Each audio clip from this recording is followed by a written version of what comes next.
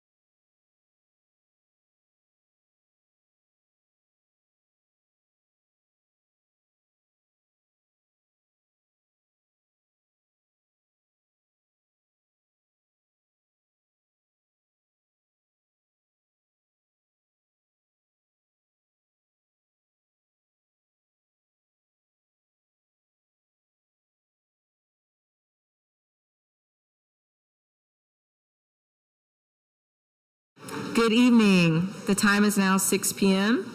We will now reconvene in open session by beginning with an invocation led by Miss Nancy Alana. If you'll pray with me, please. Our most gracious Heavenly Father, we thank you so much for this beautiful day. We thank you, Lord, for this beautiful season and all the wonderful things that we see blooming and growing around us and reminding us each and every day of all the things that you have provided us. Lord, we thank you for the opportunity to represent Granbury ISD and all the students and the families. Lord, we pray that you'll be with us this evening as we make decisions. And Lord, we just pray that you'll be with each and every one of us as we travel home after our meetings. Lord, we just pray that as we go forward in the ending of our school year, that you'll be with each one of us. And Lord, we just pray that as we make decisions for our coming school year, that we will make decisions that will be pleasing to you. In Jesus' name we pray. Amen. Thank you, Miss Alana. And then we have some special guests here from Emma Robertson Early Learning Academy to help with our pledges of allegiance.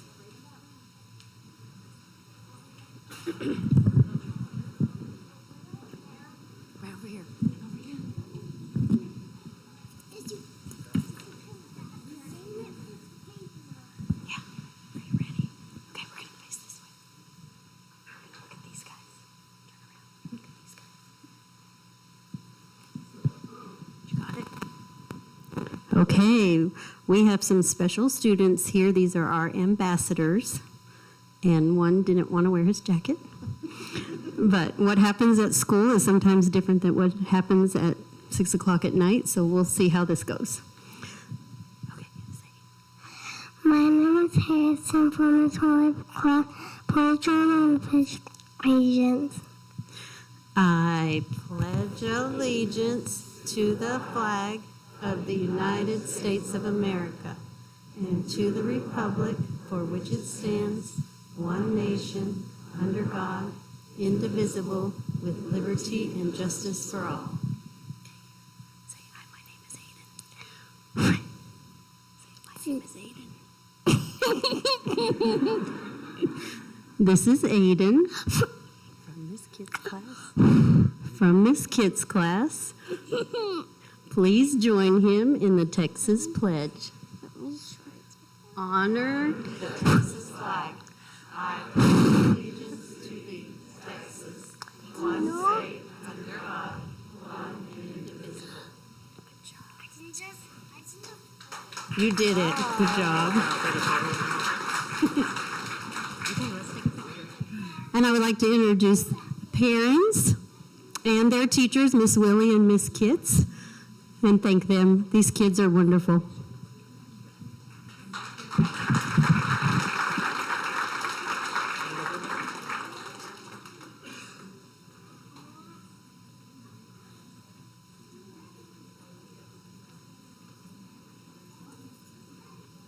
right, ready? 1, 2, 3.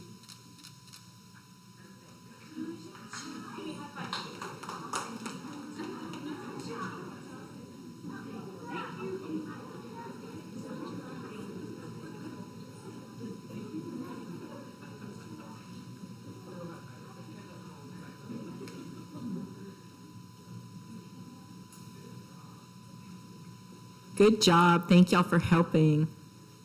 And now we will go into our achievement spotlight. First up, we have our unified robotics presented by Sandy Sermarini and coaches.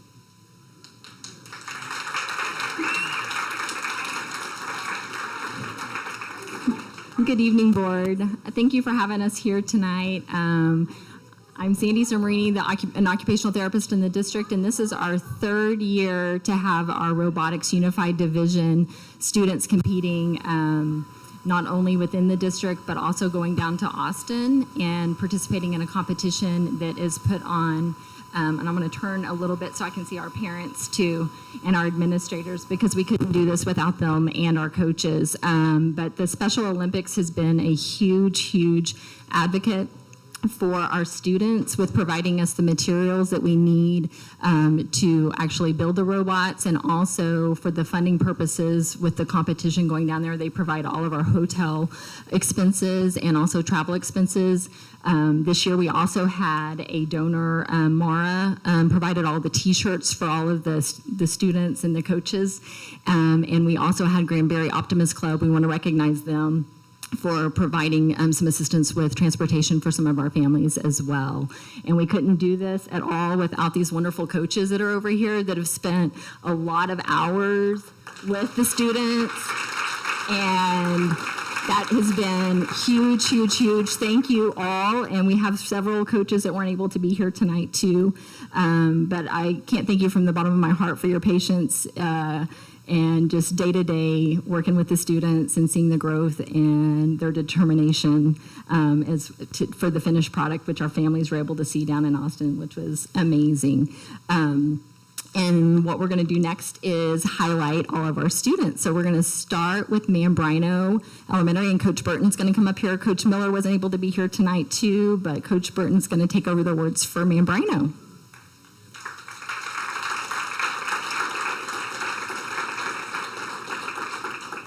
Thank you, Miss Sandy, and I would like to take a minute because none of this robotics, any of this mess would happen without Miss Sandy, so I would like to thank her for all that she does. So we do appreciate her tremendously. And I'm just going to call out some names. I got only one from my actual team, and I'm calling the rest from Mrs. Miller's team. So my team, Ali Hutera.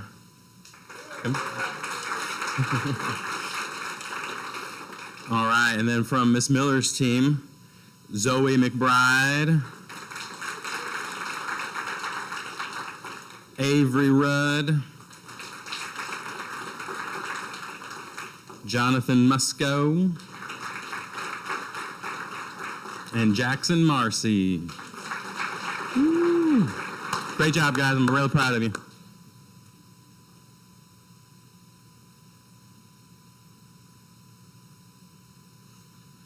All right. I am Coach Wright over at AMS, and this is Coach Cifuentes. We kind of tag team our group for AMS. This year we had one team of Callan Buffkin,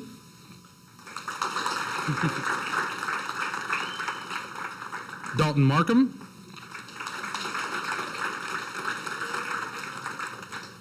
Harper Fox, and one that couldn't be here tonight, London Broadhurst.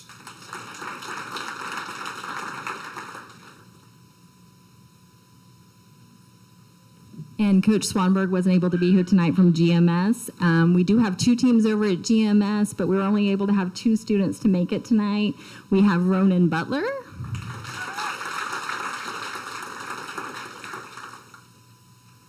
and Axton Gill.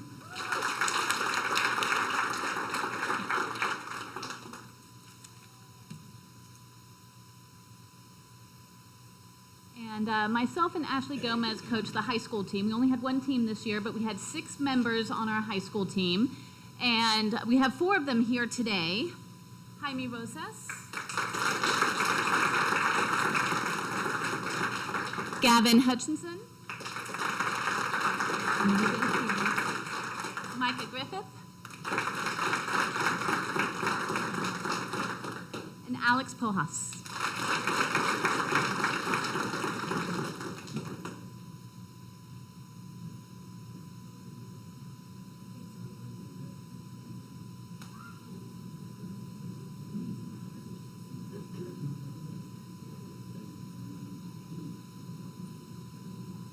You get right in the middle, Sam?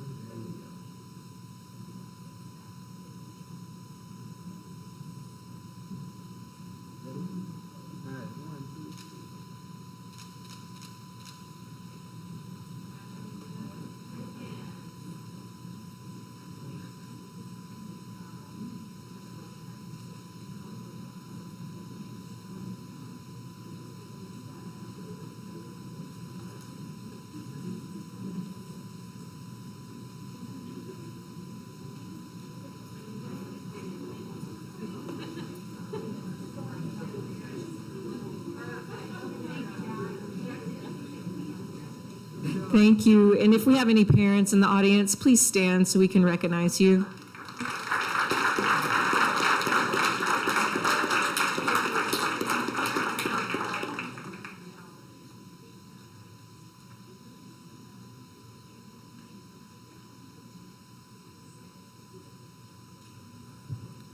Okay, next up, we have the recognition of the Lamar Award recipients presented by Gary Merritt he is the Masonic Lodge president.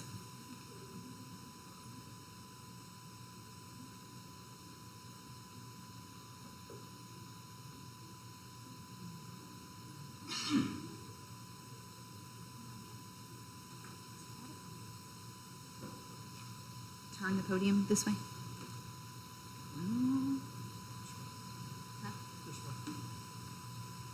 This way still. Other way, other way. Here we go.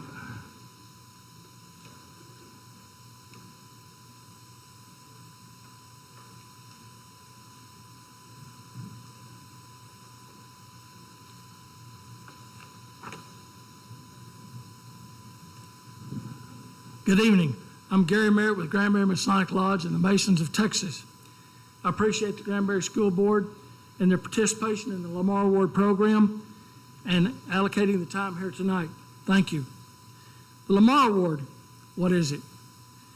Masons are currently involved in education and charity in support of our communities. It was created by the Grand Lodge of Texas to honor those who have excelled in education and overcame adversity, to inspire others in leading by example, to giving their selves and their time above and beyond, expecting nothing in return. That's the reason it's called the Lamar Award. It's after and named after Marabou Bonaparte Lamar, who was named the father of education in Texas for this reason. He was the first vice president of the Republic of Texas. He was the second president of the Republic of Texas. And in doing so, he recognized the lack of education at that time. We're talking like in the late 1800s. And there was no educational process in Texas. So in Texas legislation, he set aside at that time 2 proposed land grants. Today, those land grants are the University of Texas and Texas A&M. In Texas, there's 254 counties, and 124 of them are named after Texas Masons. Last year, the Masons presented over $26.4 million in scholarship to Texas seniors. With that said, I'll move right into the presentations. This young man experienced a major hurdle to overcome adversity due to life-changing issues. He has a personality that is inspiring others in his class in doing so, and conducts himself accordingly, and his peers look to him for a lot of necessities and needs, and he sets an example for them. Ladies and gentlemen, my first award goes to Wesley Black.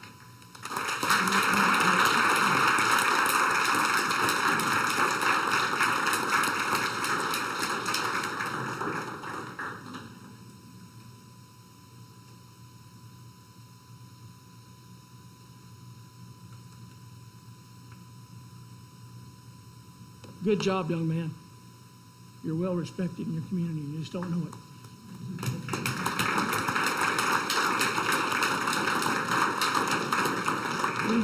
Are there any supporting members or family members with Mr. Black tonight? Please come forward.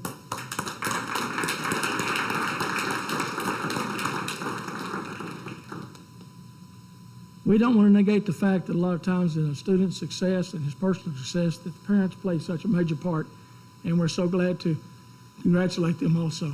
Wesley, right here is a plaque indicating everything I just talked about, the Lamar Award, and give that to you. And here is the medallion showing Lamar with your name inscribed on the back of it.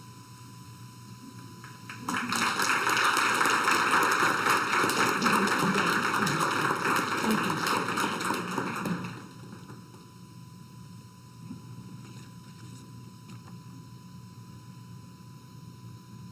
My next award goes to a student who had a traumatic, life-changing experience that happened to her that was not only emotional, but to deal with in all aspects of her life, and also her school and her academics. This young lady's home burnt down. Now, if that won't set you in a spin, I don't know what will. There's so many things that are said about this young lady, and she academically plans to study children's education at the University of Alabama, and she's dedicated to service, strength, and adversity, and commitment to her future to make her a remarkable student. I quote. My next recipient is Lily McCoy.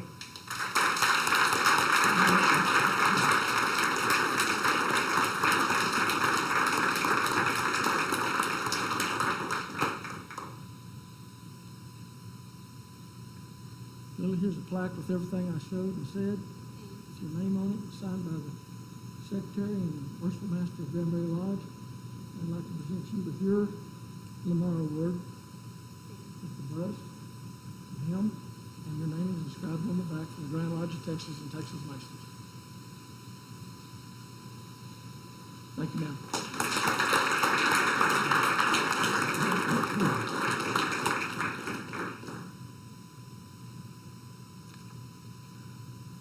Moving right along,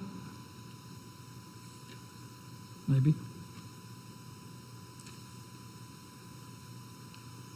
My next award goes up to a young lady that, due to a life-altering event, took her out of school for some time. And for this period, it was beyond her control. But after this time, she returned and persevered and moved forward with her academics and showed her personality and perseverance. This is a very strong candidate in which we are glad to present to Chloe James.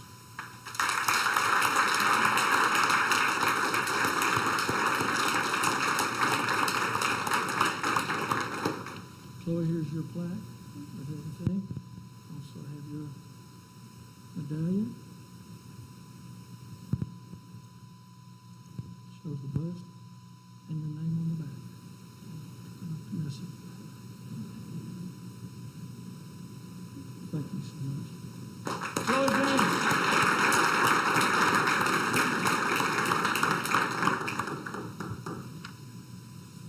These were all students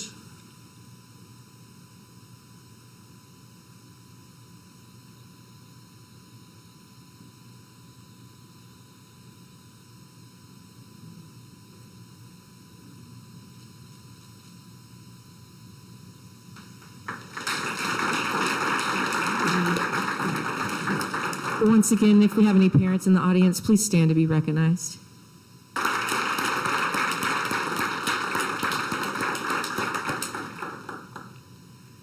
This next lady is an educator. And we have good teachers, no doubt. But what we're after is the teachers that go above and beyond, and they don't have to.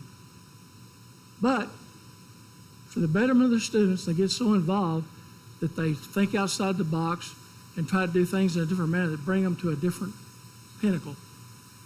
And that's what we're looking for with the Lamar Award.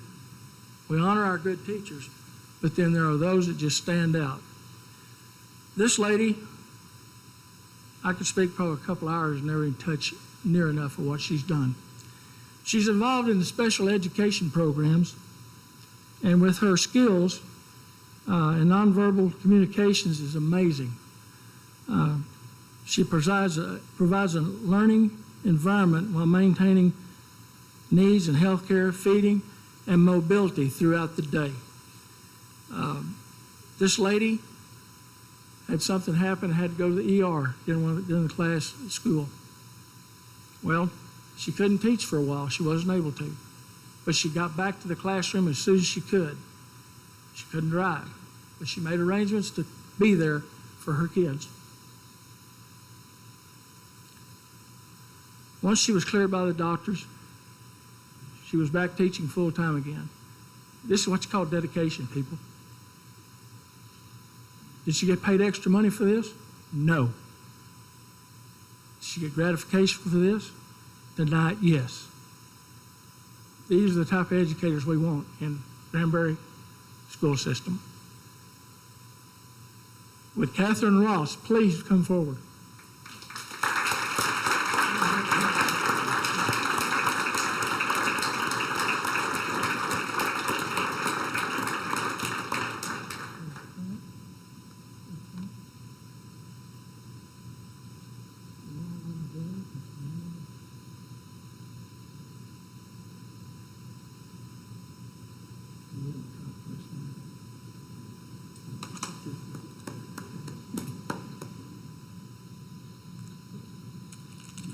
Ladies and gentlemen, Catherine Ross.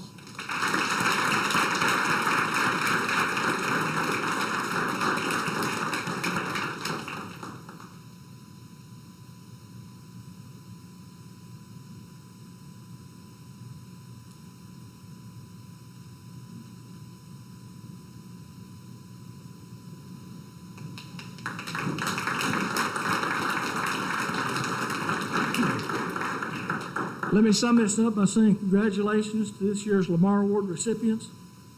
You've been a great audience. I look forward to seeing each of you next year, and thank you to the school board members. Thank you.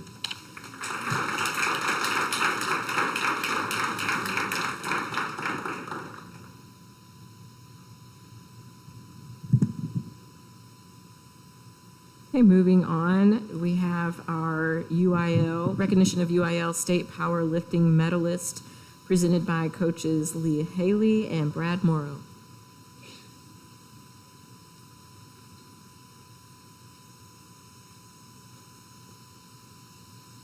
Good evening, and Chris Cobble.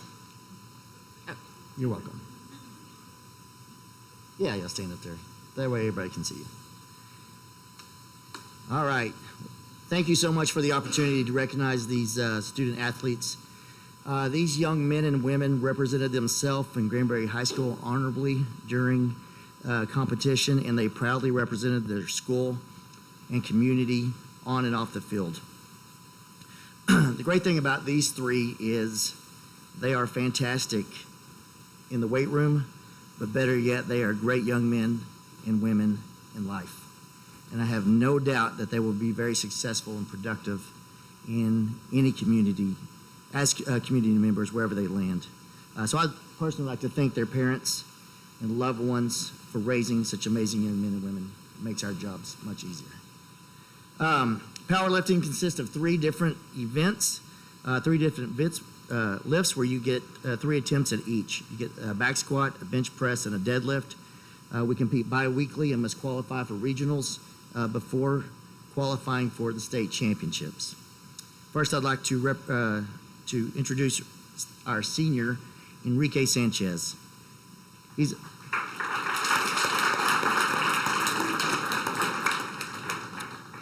Ricky is a two-sport athlete, and he competed in Abilene against the entire 5A and 6A competition. There was a total of 45 lifters that qualified for state in his weight class, and Ricky finished 17th with a personal best of 1,655 pounds total. So if you do the math, that's over 500 pounds each lift. We're very proud of you, Ricky.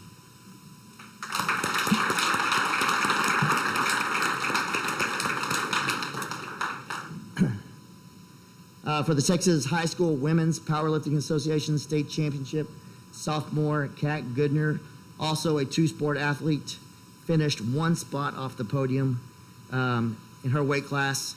She finished 6th place with a total of 920 pounds.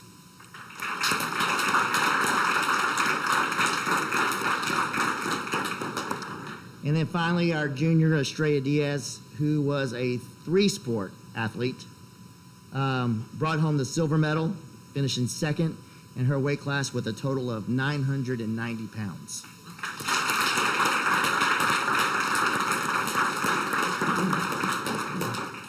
All 3 of these guys were state finalists last year as well. We're going to miss Ricky, next year, but we're excited to build upon the success of this year's powerlifting season. Thank you, guys. Thank you to the board. Thank you to our administration and to our amazing coaches who I get to work with daily. Thank you guys so much for having us. Thank you.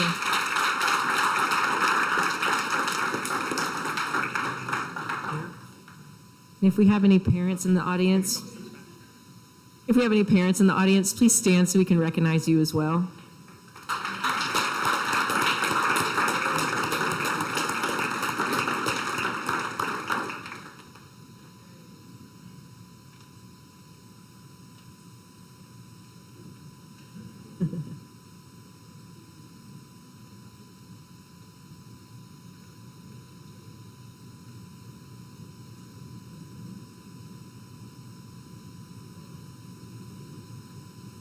Okay, next up we have recognition of our UIL Academic All-State Lady Pirate Basketball Medalist presented by Coach Alan Thorpe.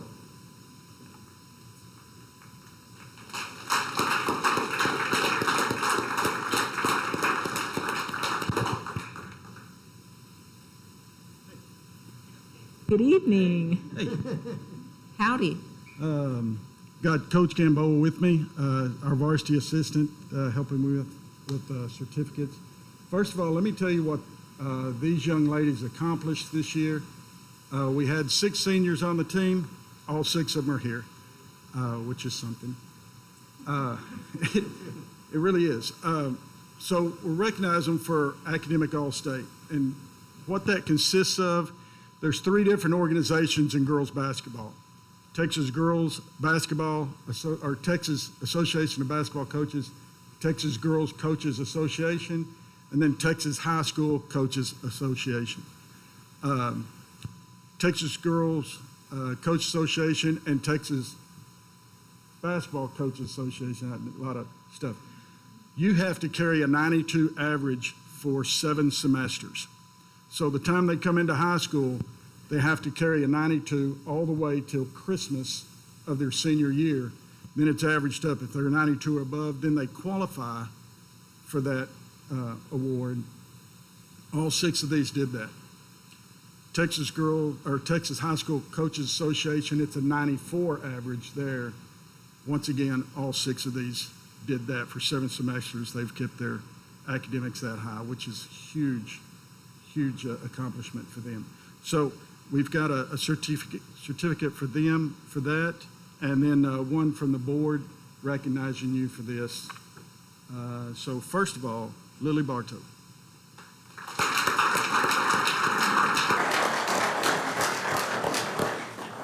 Sterling Dunnigan.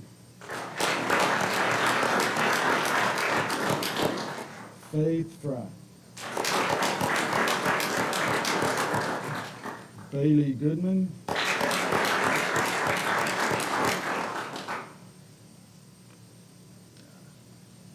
Okay, I'll come back to you. Back up. Izzy Nethery. The only reason I came back to Kate is because not only is she brilliant in the classroom like the rest of them, she did qualify for track, going to the regional track meet in the 100 hurdles. And we got something today that I didn't even know about for her. And she got recognized as All-State basketball. That is Texas Girls Coach Association recognized her for All-State. Awesome. Do we have any parents in the house? Please stand up so we can recognize you as well.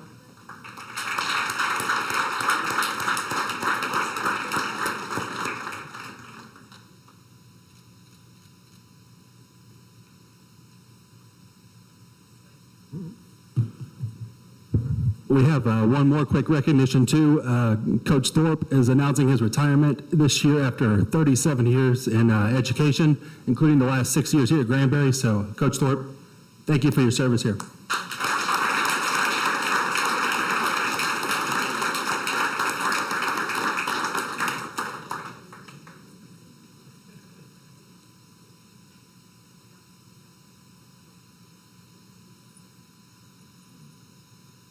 Next up, we have our Schottenkirk Senior of the Month, presented by Schottenkirk. Good evening, I'm Brian Thompson with Schottenkirk Automotive, and I am here to recognize a special student, local Optimist Club member, excellent student, member of the community, and attending Blinn College after his senior year. So the Senior of the Month for April 2025 is Brandon Hernandez.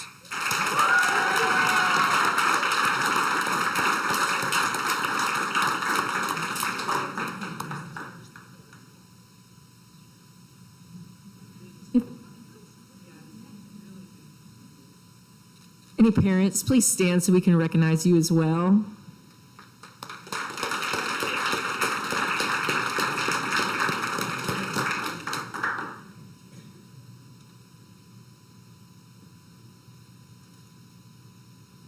Okay, next up, we have our LEAP Academy graduates, presented by Mr. Wes Jones and Tammy Clark. All right. It's my turn to brag on people. Yay. Thank you for having me this evening. The mission of our LEAP Academy is to develop leadership capacity in our GISD teachers, our instructional specialists, some of our assistant principals, and any district personnel by providing them quality learning and coaching experiences with a focus on individual and organizational growth. So this year's LEAP Academy started in September and met through April. And monthly, various topics were presented by district staff and our principals for our attendees to gain more depth of knowledge on our campus and district leadership. When participants had attended 3 sessions, then they were assigned a half a day to shadow somebody that matched their personal growth goals. And those being honored tonight have attended at least 6 of the 8 sessions. And they dedicated their own time and energy to their personal growth as well as learning more about GISD. We are grateful for the leaders in our district that presented. Everybody who was asked stepped up to the task, as well as those that hosted a colleague to show details about their everyday activities and duties. Our GISD leaders take a team approach to learning, growing, and improving our practices together for our students and families. So please honor the following professionals as LEAP Academy participants for 24-25. Miss Courtney Arnold,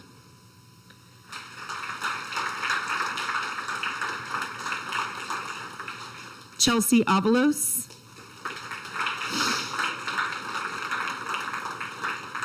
Brianna Barker, Meredith Brummer, Shannon Butler, Nathan Dubois, Claudia Duke, Andrew Dunn, Tana Lucky, Lauren McNeil, Kelly Pollock, Debbie Ranselman, Courtney Renard, Natalie Richards, and Shelby Sargent. I want to personally thank you guys for coming and spending your time to grow with us, and I look forward to you continuing to rise as leaders in GISD.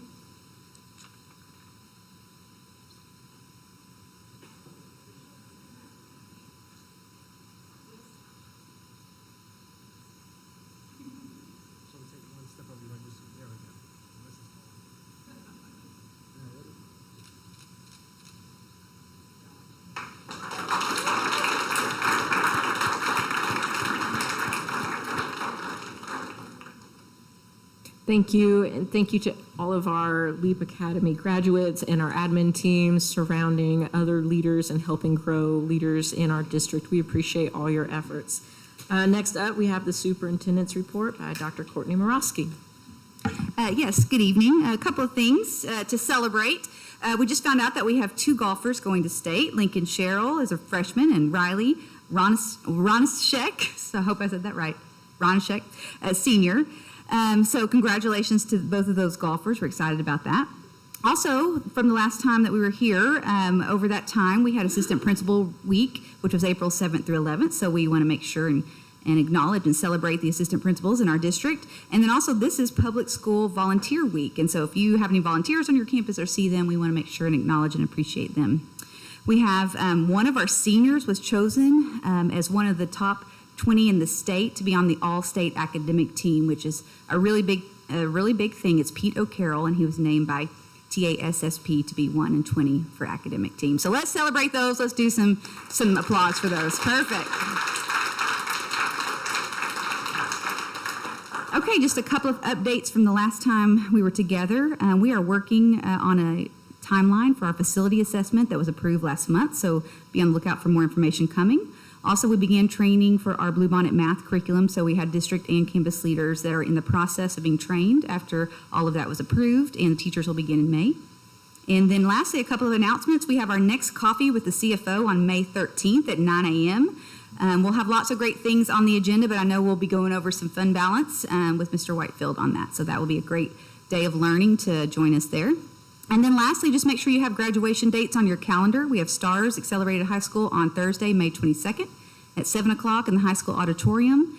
And then the Granbury High School graduation is May 23rd at 8 o'clock at Pirate Stadium. And if you're not able to attend, the Granbury High School graduation will be live streamed as usual. So that's my report. Thank you. Thank you, Dr. Morosky. Okay, next up, we have public comments. We had 3 people sign up. First up is Monica Brown, and they signed up to speak on, what was the agenda item? 10D? 10D, yes. Monica Brown.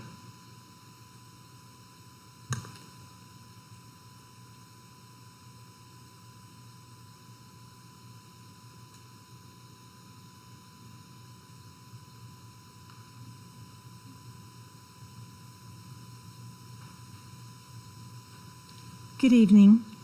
10D is discussion on a change in board election terms. I understand no action will be taken tonight, and a lot of community discussion is going on already about this topic. I know the Hood County Republican Party just released a resolution requesting that we have partisan elections, including our school board, and that we stay with the primary and general election cycle. So tonight, my encouragement is that you really think deeply about this and make sure you get community support if you're going to change it. 3 years is good. If you change to 4, that's not such a big deal, but 3 might be easier to get people to serve if they know they can finish serving in 3 years. So I believe it's in the public's best interest to align with the primary and general election cycle. And the reason I say that is because I think everyone here that's in leadership understands that if you break that cycle and you go outside it, you have a lower voter turnout, which means you have less of the community voice behind what you're doing. And if you will wait for the primary, if it is a partisan election, and you will wait for the general election, you'll have the largest turnout of voters. Traditionally, that's what happens. So your answer that you get from the voters will be nice and strong rather than a small group. So there's a possibility that when you do this, when you try to flip it, which is what Ms. Townsend has recommended, then you end up dealing with a much smaller group of people. And that could be isolating, and it could also be affecting the actual outcome of what voters want. Voters also get tired of voting, and people would like it to be just a little more uniform, a little more predictable, because this year, thank God, we didn't have anything in March or April or May, anywhere in that time frame. No bonds, no runoffs, no nothing. And that was nice because we've just had a string of elections. So my special request is that you keep it as highly accountable and transparent as possible, and that you keep it with the general election cycle and don't throw in an odd date where we already know we have lower voter turnout. So if you just study voter turnout for the last 10 years, your highest voter turnout is during those presidential years and not in the off years. So I hope that you will stay with that and definitely not change it to something that's more random. Or, for example, a May election is kind of a tough month. I don't know about you, but my Mays are always busy graduations, Mother's Day, whatever it is, birthdays, especially graduation and Mother's Day. So if you really want the voice of the people and you really want to know with a solid answer what the voice is, then I'm asking you to keep it to the larger elections and don't try to slip it in on one where we have lower voter turnout, please. Thank you. Thank you, Ms. Brown. Next up, we have Mr. James Wall speaking on the same agenda item 10D, the board election cycle.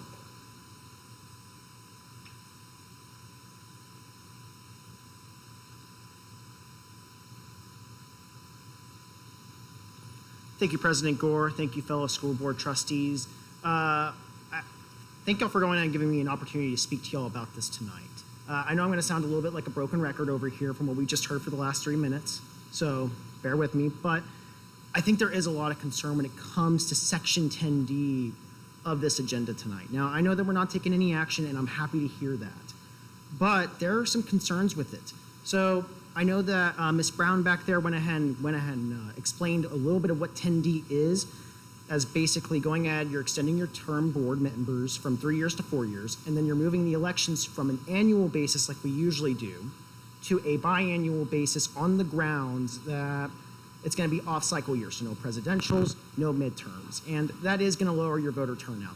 On a historical basis, if we just go back to the last 2 years of elections, 2023, about 11,000 voters showed up. In about 2024, about 28,000 voters showed up in our school board elections. That's over 16,000 voters that had their voices heard in our 2024 school board elections that went ahead and voted for President Gore and Trustee Bolton. And that's great because more voter turnout is showing that our democracy is alive and well. Unfortunately, though, this proposal, what it ends up doing is it cuts the ability of the people to have their voices heard in half. And additionally, it also goes ahead and it limits how many people are going to actually turn out in an election. Also, I know there's been a lot of conversations amongst many individuals, Republicans, Democrats, Independents, about seeing a lower amount of office time for elected officials. We're increasing it, though, in this proposal from 3 years to 4 years. That's the exact opposite of what people in this state have been wanting across the board. So in the end, what I see is it goes ahead and it feels that right now this community wants to come together. It wants to work with the school board. It wants to work in the schools and make GISD a better district. But what this does is it feels like it goes ahead and actually limits a little bit of our capability to have that impact and to give an affirmation for whenever y'all are doing a great job and also to give referendums whenever it's time for that change as well. So I hope that y'all go ahead, y'all consider some of the public comments on this tonight and your discussions. I hope that you end up tabling this motion. Thank you so much and God bless you. Thank you, Mr. Wall. Okay, next up, we have Mr. David Rogers speaking on the same agenda item, 10D, the board election cycle.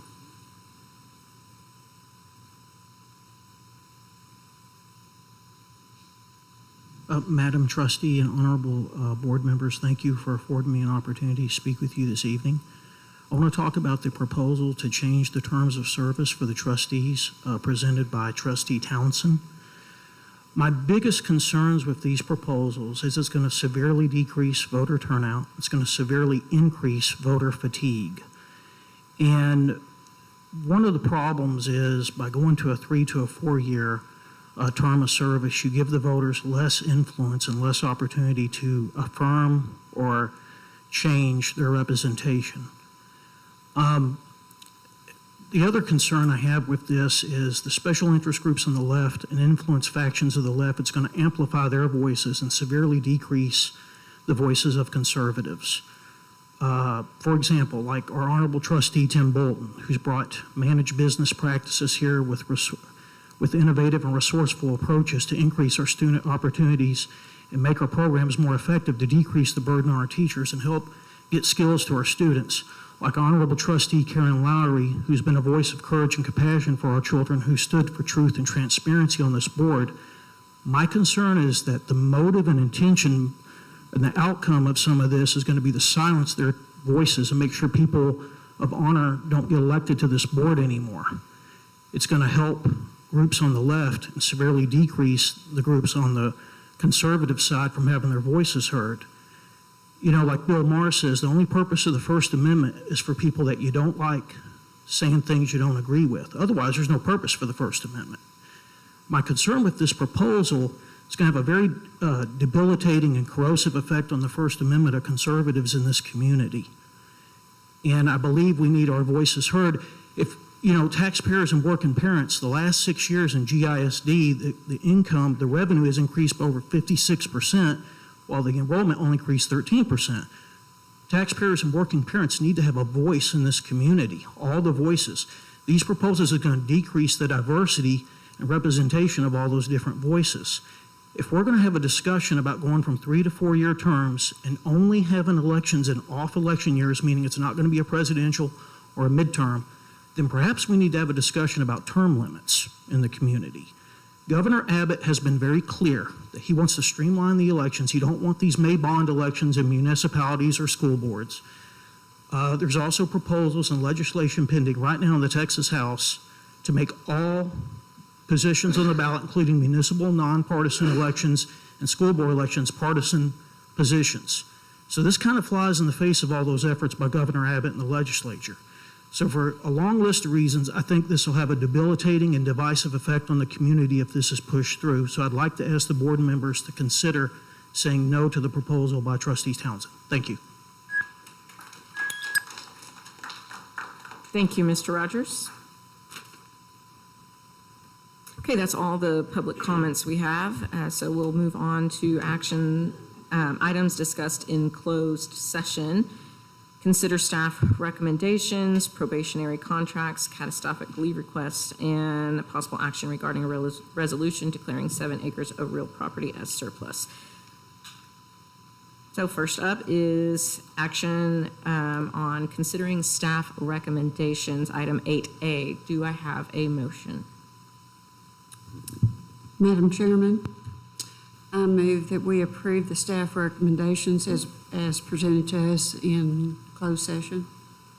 Okay, I have a motion by Ms. Alana. Do I have a second? I'll second.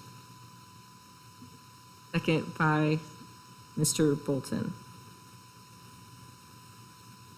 Do we need to separate all of these out, or can we vote on all of these together? Because this is land separate, okay. Just want to clarify that. So this is on staff recommendations and probationary contracts. I have a motion by Ms. Alana, a second by Mr. Bolton. All in favor, raise your hand. Let the record show that it's 7-0 in favor. The motion passes. Okay, next is consider possible action regarding resolution declaring 7 acres of real property as surplus and authorizing the sale of real property, including delegation of authority as set out in the resolution for district-owned real property located at 2850 Acton School Road. Do I have a motion? So moved, Madam President. I have a motion by Mr. Moore. Do I have a second? I'll second that. I have a second by Ms. Townsend. Any further discussion? All in favor, raise your hand.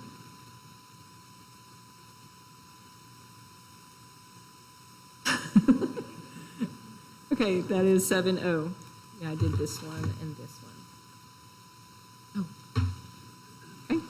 Let the record show that is 7-0 in favor. Motion passes. Next is the catastrophic leave request. Do I have a motion? Madam President? Oh. Go ahead.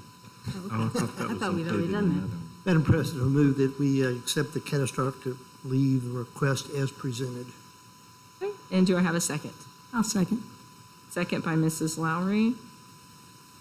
Any further discussion? All in favor, raise your hand. Let the record show that is 7-0. The motion passes. Okay, moving on to the consent agenda items. Before we move forward with this, I am going to be pulling consent agenda item 9B, board operating procedures. There's a few more changes that we need to make before this is ready. So I'm pulling item 9B. I'm taking it out. It is off the table. Okay, do I have anybody who would like to pull any of the consent agenda items for further discussion? I'd like to pull 9C, Charlie, and 9H. I don't know what word to use for H. The budget amendments. Okay, so I'm having item 9C, legislative priorities, and 9H, budget amendments, pulled for further discussion by Mr. Bolton. The floor is yours.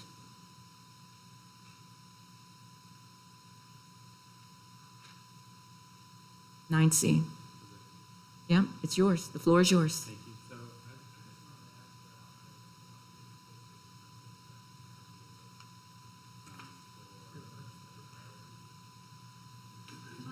Is your mic on?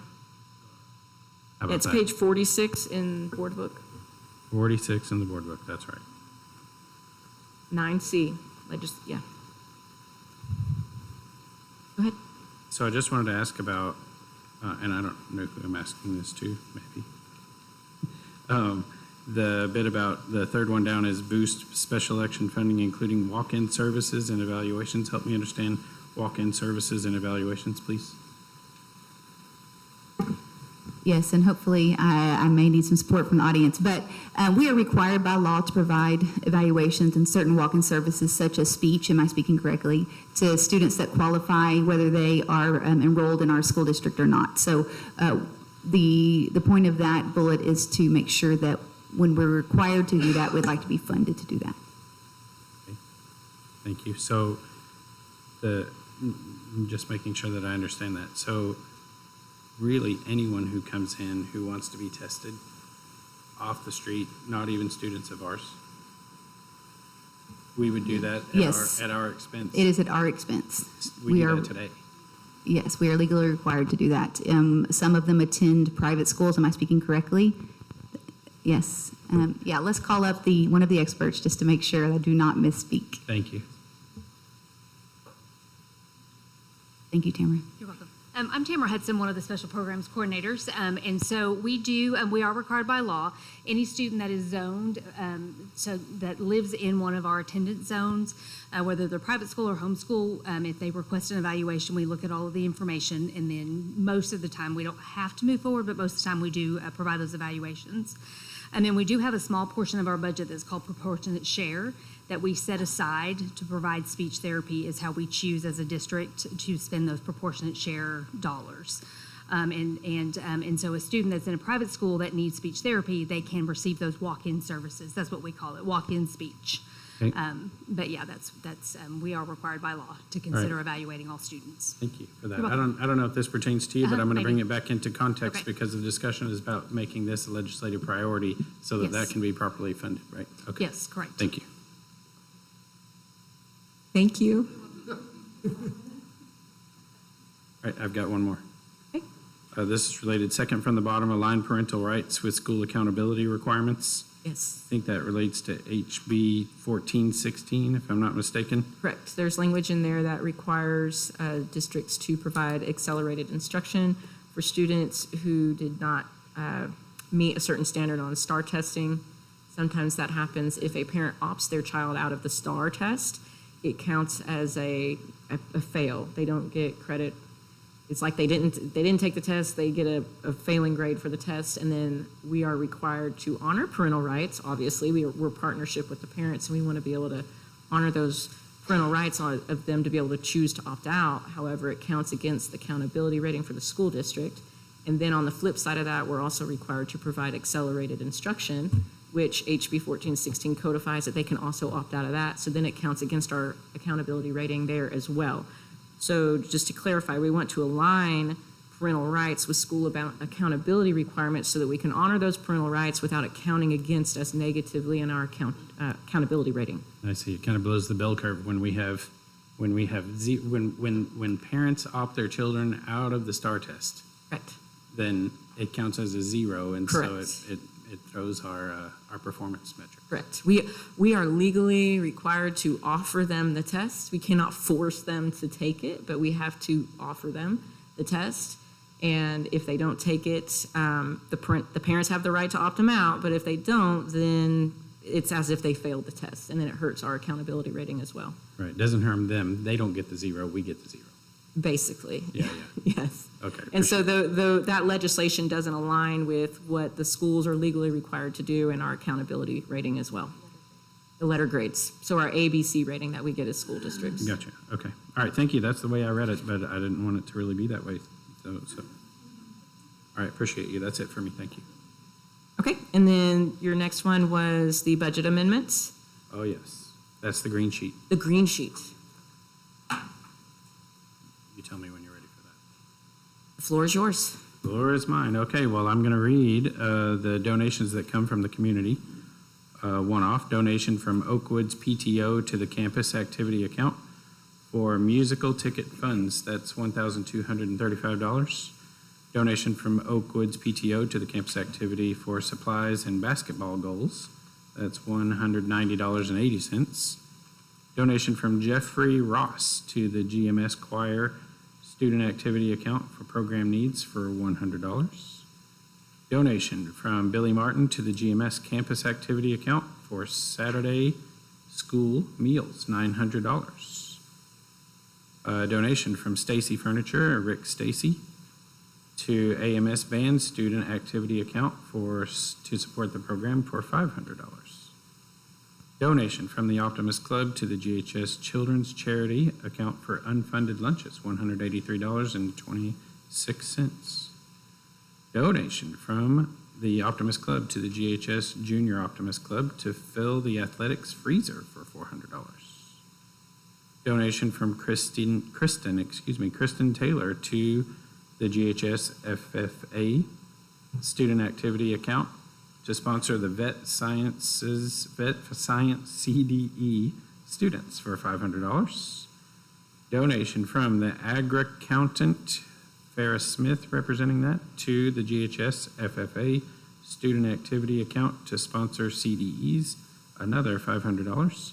Donation from 104 Cattle Company, that is Blake and Amber Campbell, thank you, to the GHS FFA student activity account to sponsor the Range Team CDE, also $500. Donation from the Vampire Penguin to GHS Bleacher Creatures student activity account as a sponsor, $100. Donation from Briones, help me with that. Say it? Briones, thank you. Landscaping and GHS, to GHS F1 in schools student activity fund to supplement travel to the Nationals. That's $1,000. Donation from the United Way of Hood County to GHS Culinary Campus Activity Account for catering services for a program event, $1,000. Donation from MCJROTC Booster Club to the GHS MCJROTC student account fund for the support of that program for $7,000. Donation from Midway USA Foundation to the MCJROTC student account activity fund for their rifle program is $3,084 even. Donation from Thomas V. Giddens Jr. Foundation to the GHS MCJROTC Student Activity Fund in support of that program for $45,000 for your grand total of donations from the community this month of $62,193.06. Yeah.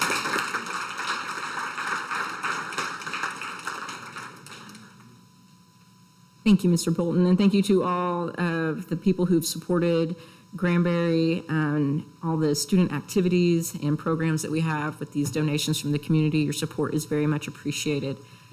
Do I have any further discussion on consent agenda items?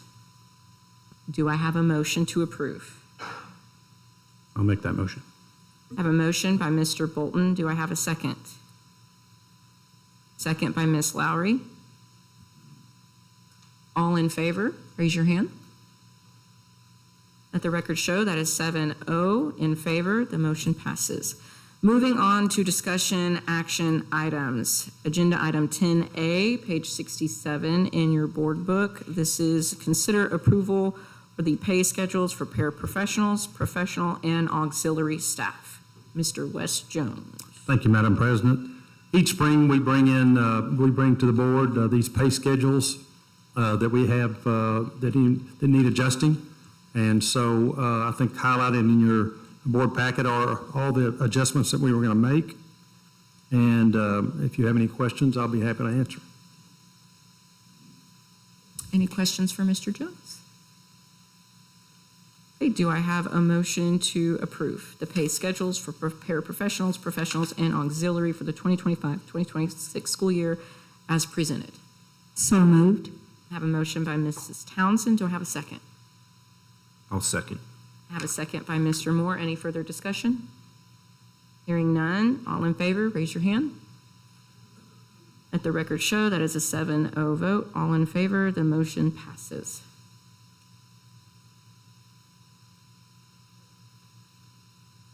Okay, next up is consider approval for the TEACS certification of provision of instructional materials. It's page 73 in your board book, and Miss Stacy Brown or Carla Wilmuth.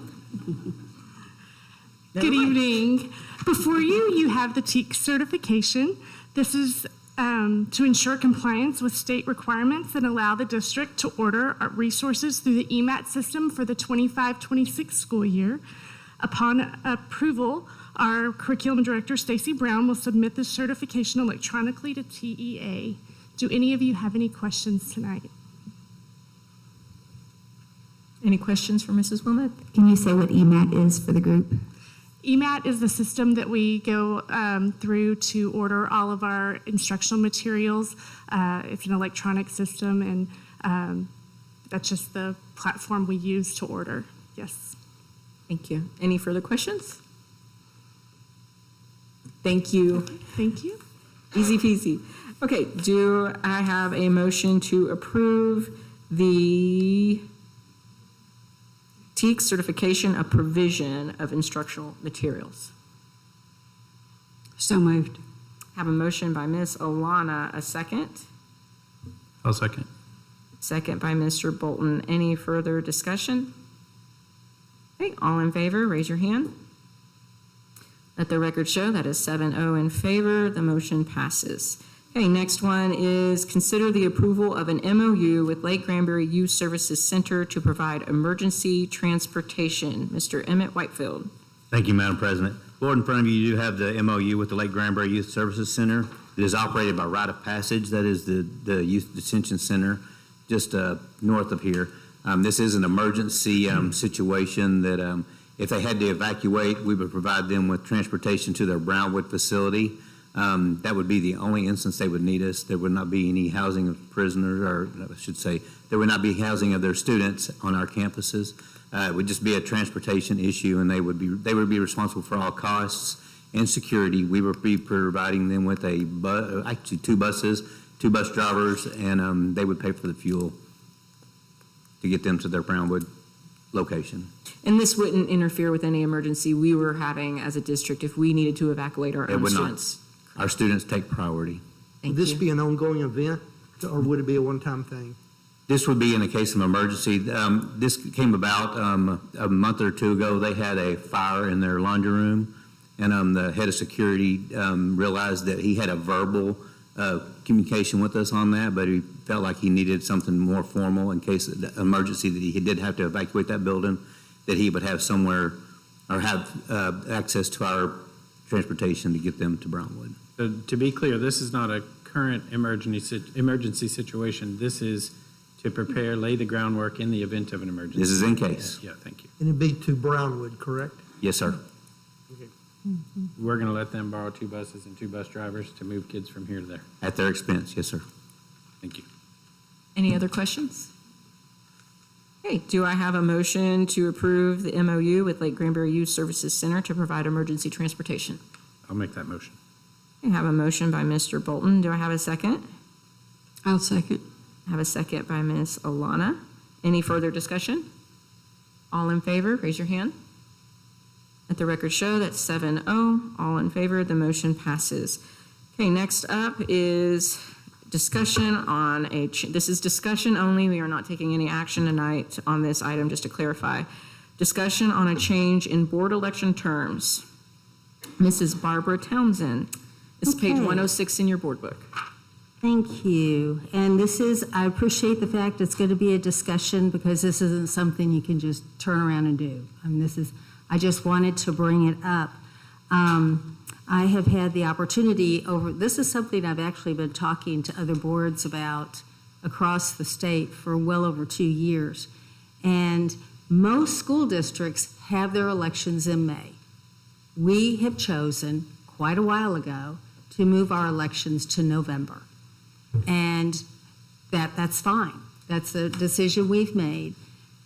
With moving to November, looking at other districts who have done it, there are 14 districts within Region 11, which is what we are in, that have November elections. 12 of those have 4-year terms, and then 2 of them, or actually 4 of them have, let me start over. There are 14 districts that have November elections. 4 of them have 3-year terms. All the rest of them have 4-year terms. The ones that have 3-year terms are Granbury, Toller, Lake Worth, and Paradise. Everybody else has 4-year terms. If you go around looking at the rest of the state, everyone except for one other district has 4-year terms for November instead of 3-year terms. So there are some things that help with 4-year terms.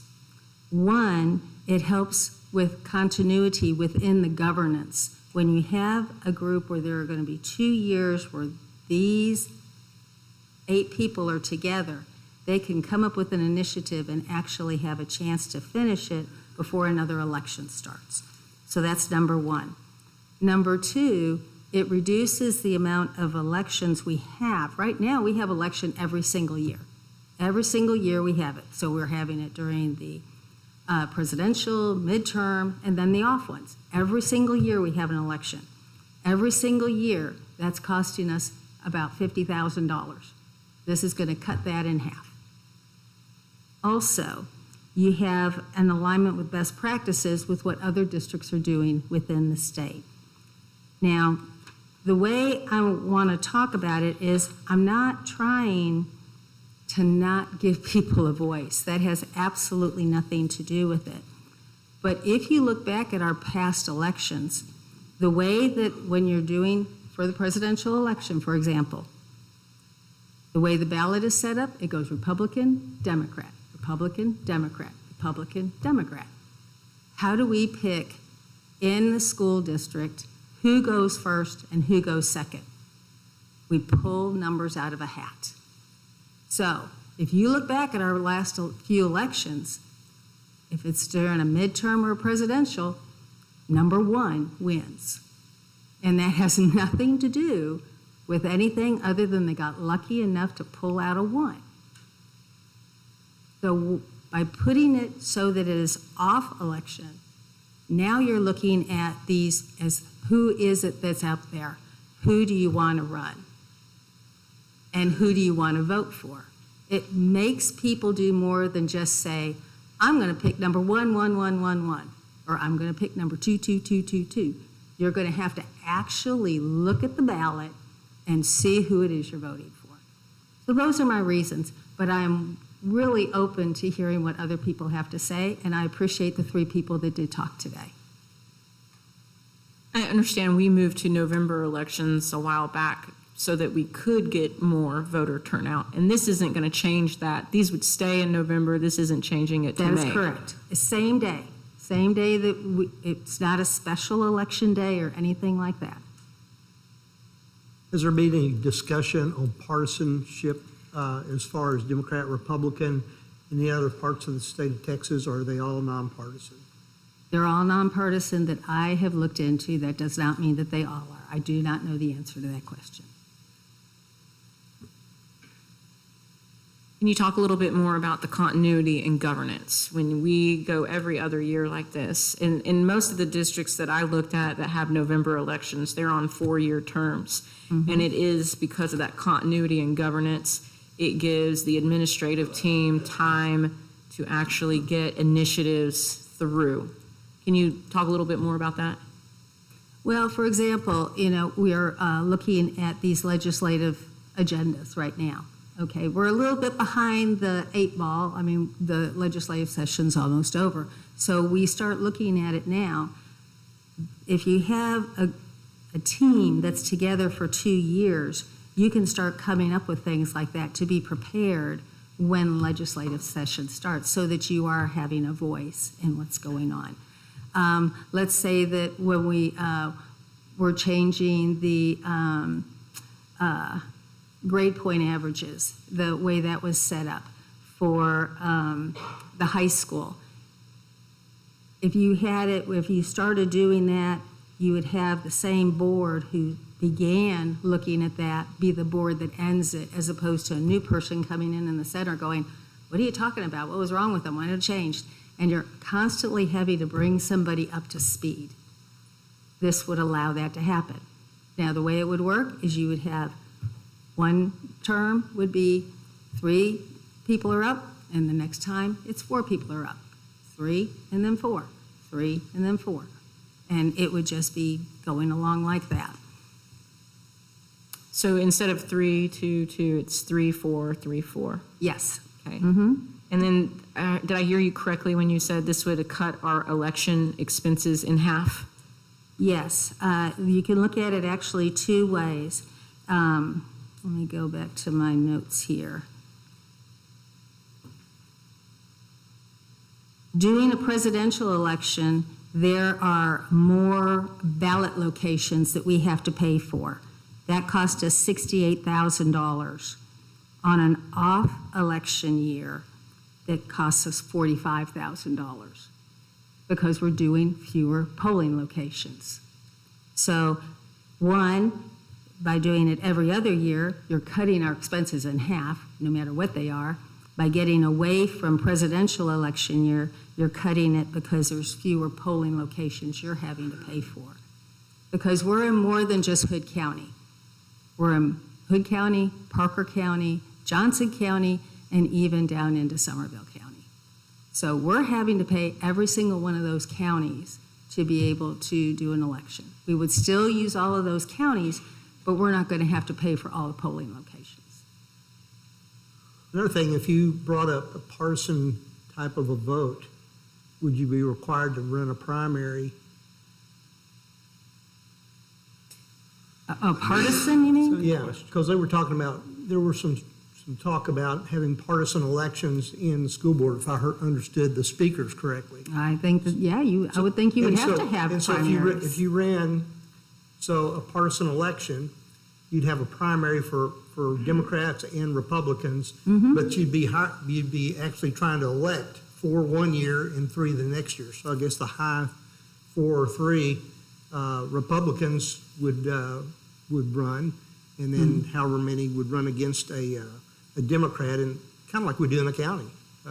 You'd end up running one on, I guess it'd be 4 on 4 or 3 on 3 if they put up the same numbers. I would think that, if we're going to start talking partisan, that's kind of different from what we're looking at here. And that's something I know that as was mentioned, the Republican Party here in Hood County is looking at, and also I know that they're also talking about it down in It costs us a lot more money too. Yeah, that would defeat the purpose of trying to save money with this, because then we're doing twice as many. But that's really kind of separate from what we're looking at here. So I don't want to get it too confused. Mm-hmm. All right, I appreciate the comments from the gallery and the public, and some of them mentioned me by name. That was fun and interesting, but so thank you for that. I do consider a little bit of this personal to me, and I know you don't mean it that way, by the way, but it does certainly come across that way. I think that election was special in the way that it happened back this past November, and there was a groundswell, so I think that was true too. I don't think we would achieve that if we didn't have that kind of election, and we wouldn't have that kind of a turnout. And so my concern with this is that when you have a lower voter turnout, which we would if we were doing it in off-year elections, I mean, Mr. Wall supplied us with some of those numbers, if I'm not mistaken. 8,000 showed up for the 2023 election, 24,000 showed up for the November election this past year in the, let's say, even year election. And so that's a vast difference. And I think that being the case, that larger crowd represents a bigger, better cross-section of the community because more people are engaged and involved in doing that. And so when that's the case, you get more diversity in that cross-section of the community. And so, I don't like the idea of doing it in off-year elections. In, let's say, odd-year elections. 4-year terms, so let me address that one for a second too. I don't mind the idea of 4-year terms. I get the notion about having continuity in governance, and we have some camaraderie amongst one another, and we'll be able to achieve that and move forward and do things together for a longer period of time. So I get that. I appreciate that. That's understood. I do get also the other side of that. I mean, I am forever not sitting on this board, but just generally in my life, I like to hold elected people accountable, and the way to do that is to have frequent elections and change them out often. So, that is something that I have to come to terms with that on my own, whether that 3-year term and the value of accountability plays into that versus 4-year term and having us do this together for a longer period of time. Certainly 2 years would overlap right between the two. I like the idea that are on your ideas, the rationale for change, reduced election frequency. Again, I understand the expense of doing that. Bleeds right into your next point of cost savings. I did some math on the cost savings, $68,000. Let's say that you do that on those larger elections in even number of years. So you do 2 of those in the same span of time. So it cost the sum of the 2 years would cost $136,000. And so then of course half of, when you double it, it's 136, and when you cut it back in half, it's 68 again. Versus the 45,000 that you offered. So the only difference there is $23,000 to do it in the big elections. So it's not that big a cost savings, especially when you take that $23,000 into a $96 million budget. There's 8 zeros before you get to a whole number in terms of percent. So that is barely a drop in the bucket. I'm all about saving money, even $23,000, but I don't think it's worth what we'd have to give up to do that.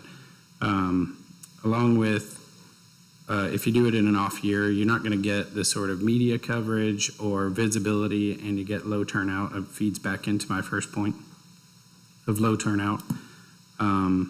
And I think that also offers, and I think Mr. Rogers kind of pointed on this one as well, that you get some higher influence from special interest groups, that in a given election when there's a low voter turnout, you can overwhelm that small count.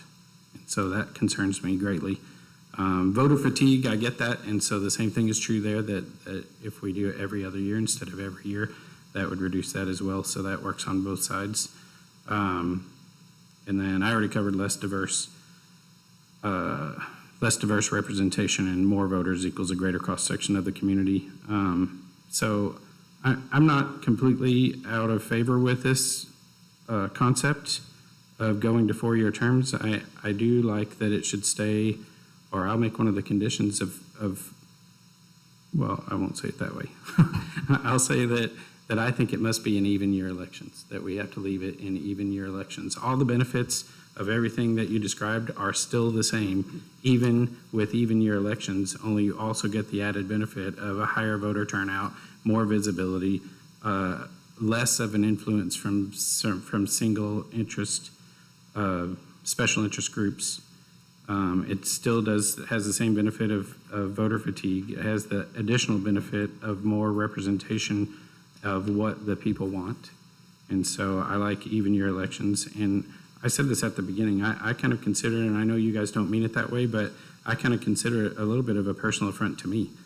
that we should move to odd year elections for all the reasons that I just listed.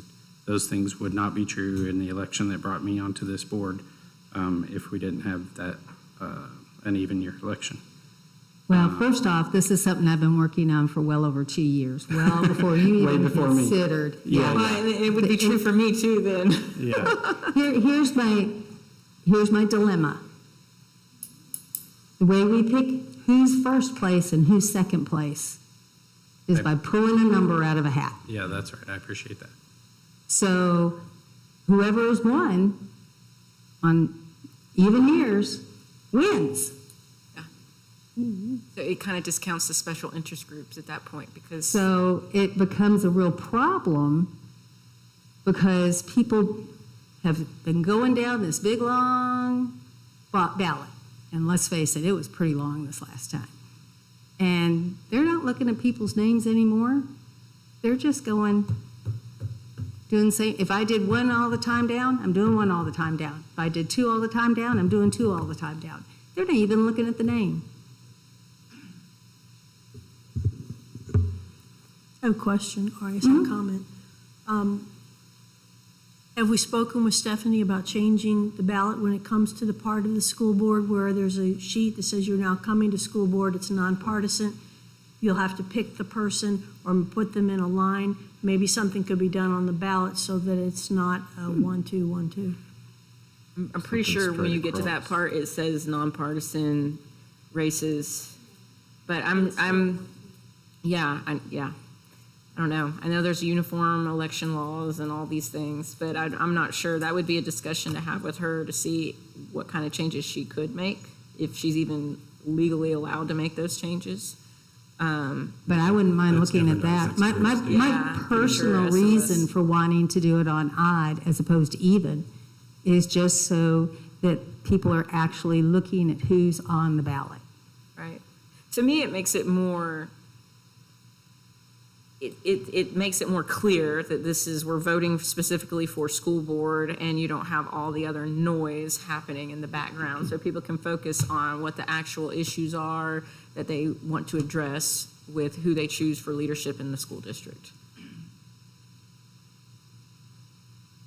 I think if we look at some of the districts right around us that already have 4-year terms, it might help us to see that it's not uncommon.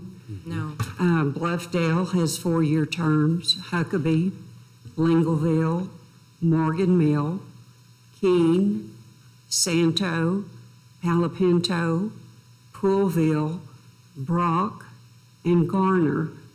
They're all neighboring districts, and they all have 4-year terms. So it's not uncommon for our area to have 4-year terms. In fact, there's more around us that have 4-year terms than those that don't. So it's happening across the state. There's, if you look at all the districts around the state, it is more common to have 4-year terms than not. And I think it's also fair to say that if we look every other year, we're going to have elections that are going to be in those areas where it's not a presidential election or a midterm election. And so those are going to be elections where you're going to have a lower turnout. And those seem to be the elections where people that are really concerned about the school board are going to be coming out. They're going to be the educated voters who are really looking at the candidates. They're not coming out to vote Republican or Democrat. They're coming out to vote for the individual candidates. And having been a voter in this county for well over 40 years, I can remember when this school board, it did not matter whether you were a Republican or a Democrat. What mattered was whether you were really wanting to be on the school board to make this a better school district. And there were people sitting on this school board that were Republicans, and there were people sitting on this school board that were Democrats. And it did not matter. What mattered was what you wanted to do to help this school district improve. And it's only been in the last 8 or 10 years or so that it really mattered what party that you belong to. And that is when we began to see more partisan issues come up and it became an issue. And so this is something new. Those that are new to our county and new to this district probably don't understand that we can work together, that we can work to make this a good school district no matter what party we belong to, and that these shouldn't be issues of Republican or Democrat or whatever these issues are, that we can work together on making these educational decisions, and that it should not matter what platform we're standing on, that we should make these educational issues. And so it's been done. It has been our what we have done in Granbury for many, many years. And it's unfortunate that we're having to make decisions now based on political decisions. And so, to have to look at this now and say, well, we're going to have more voters on presidential elections or midterm elections because people are coming out to vote for president or whatever, it's a shame, because we want people on this school board that want to come out and vote for people who want to make this a better school district. We want people on this school board that are running because they want to make decisions for Granbury ISD, not decisions for a political party.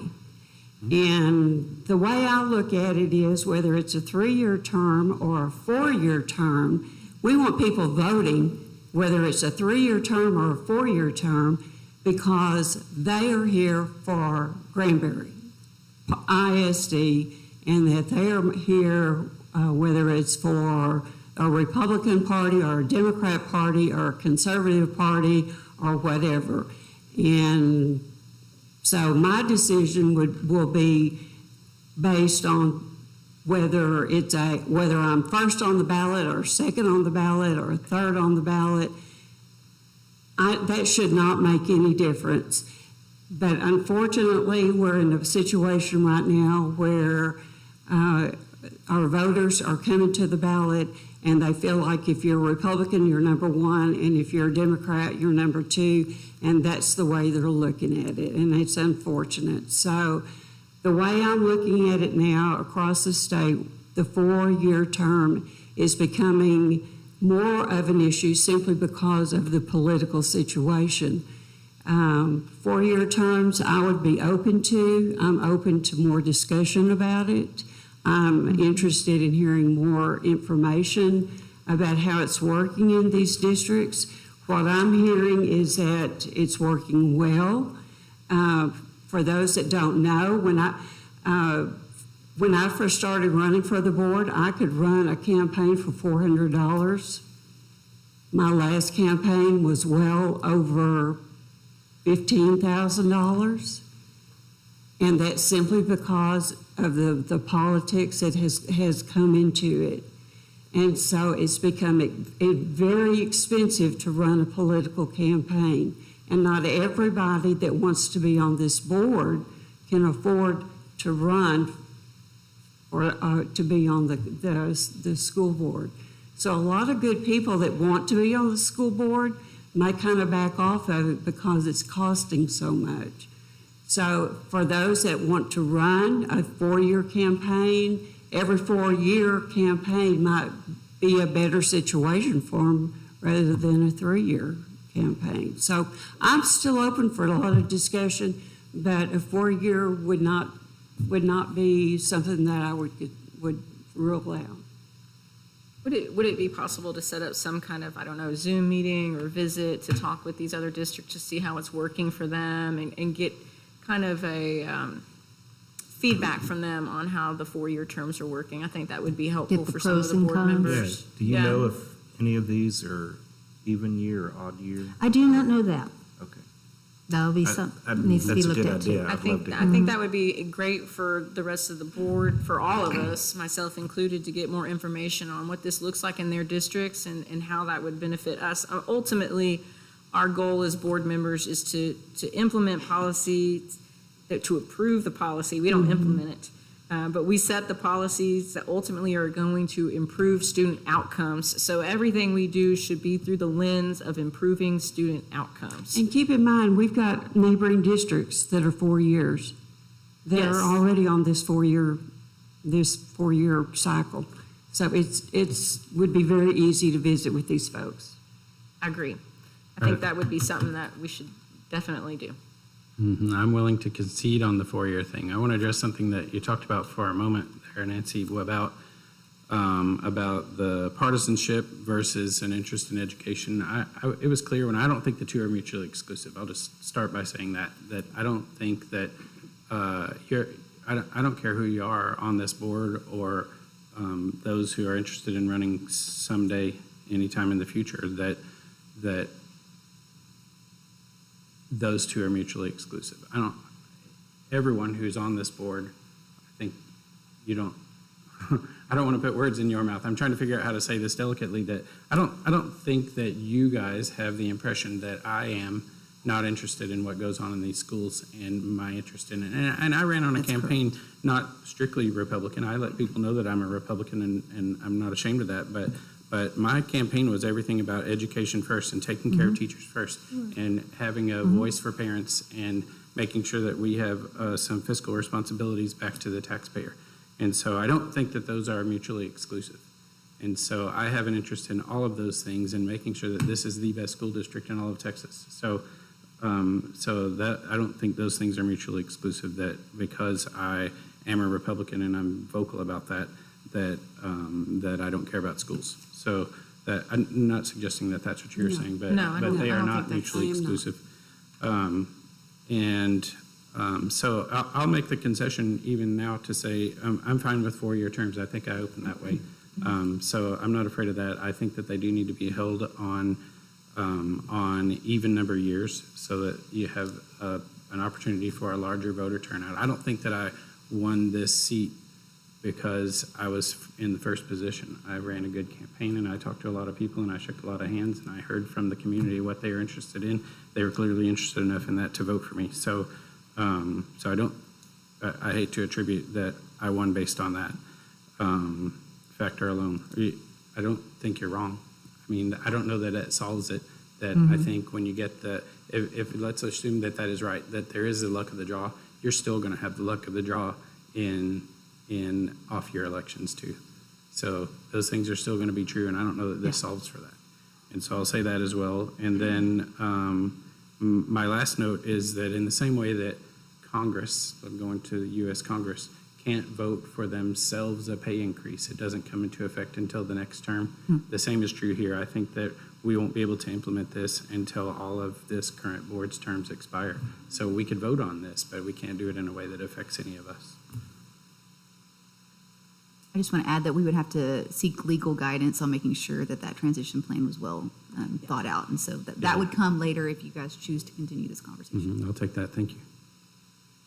And I think the way I look at this, from the lens of improving student outcomes, that continuity and governance is what really piques my interest, because it allows initiatives for a board to start and see through. And I think that continuity and governance is huge when it comes to improving student outcomes. And so for me, that's my perspective. That's the position there where I'm at on this. I'd like to visit with other school districts doing this and find out more about if they're in off years or not. And I do know we are in the minority when it comes to having a November election every 3 years. That is not what most districts are doing. And it really does boil down to that continuity and governance and how that affects in student outcomes. Every 1 year. I'm sorry? For 3-year terms. 3-year terms, I'm sorry. 4-year terms versus 3-year terms. Yeah. Yes. So I'd like to see that too. In fact, I wrote that down when you mentioned it a moment ago, that I'm interested in talking to those other school districts. Either 3 or 4-year terms is fine with me, but I want to know if they vote, I guess it'd only be 4-year terms, that they're even or odd years and the consequences of that, and May or November elections. Yeah, I know the majority of the 3-year term districts are in May. Yes. If you're in November, they're majority of them are 4-year terms. So most districts that are on that 3-year term are having their elections in May. So But this doesn't have specifically to do with school board elections necessarily, the comment I'm about to make, but I still want to advocate for making Election Day April 16th. Across the board, everywhere. Well, Can't do that as a school board member. To finish this up, I just want to say how much I appreciate this dialogue. Yes. The fact that we were all able to talk and give our feelings and our thoughts, and there was nobody trying to get after anybody else. And I appreciate the comments from the 3 people that spoke. They gave their opinion, gave it very rationally and nicely, and I appreciate it. This is the way a board is supposed to work, and thank you very much. I second that. Yes, thank you all for the discussion. It is very appreciated. I enjoy hearing everyone's perspective and thoughts on this matter, and I look forward to speaking to other districts to learn more about how that looks in their ISD. Do I have any more discussion on this item? Okay, hearing none, we'll move on to reports. We have our AVID report by Mr. Jason Shahan.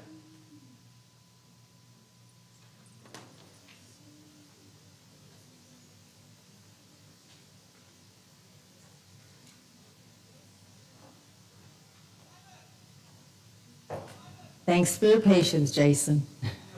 And I just want to say this program is amazing. I love it. My daughter was in it, and it set her up for success throughout her educational career. So I look forward to this presentation or report. Okay. Are you ready? Okay. Good evening.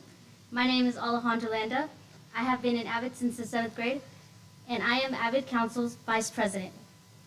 So the big question is, what is AVID?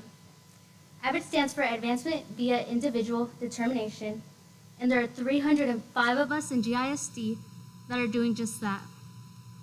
We all join this class with the big expectation of improving ourselves and pursuing our dream of someday earning a 4-year college degree. So now, I introduce you to Christy Torres to talk about some of the main components of the AVID classroom student. Hi, my name is Christy Torres, and I'm an AVID senior. I've been an AVID for 6 years, going back all the way to 7th grade. A couple of the main components of the AVID student are the expectations of being organized, using a calendar and planner on a daily basis, and being a collaborative student through our in-class tutorials and study groups. Another is to be a student who develops self-confidence and be able to speak publicly, much like I am right now. Finally, to be a giving student through serving our community, which will be discussed further in a moment. Oh, and by the way, next fall, I will be attending Texas A&M at College Station, majoring in business. Now let me introduce you to my AVID family members, Lily McCoy and Ashley Hernandez. Hi, my name is Lily McCoy. I've been an AVID student since the 7th grade. In the past 8 months, my 30 AVID senior classmates and I have submitted over 200 college applications. I'm proud to say that I submitted 8 myself. And in the fall, I will be attending the University of Alabama with no student debt. Now, check out what my friend Ashley has achieved. Hello, my name is Ashley Hernandez, and as a AVID senior class, we've submitted 167 college acceptances, and I have got 18 acceptances, and I'm proud to announce I will be attending Texas Tech in the fall. Okay, now check out my AVID classmate, Royce. Hi, my name is Royce Castile, and I am the senior representative for this AVID class. I want to briefly talk about the importance of the AVID family.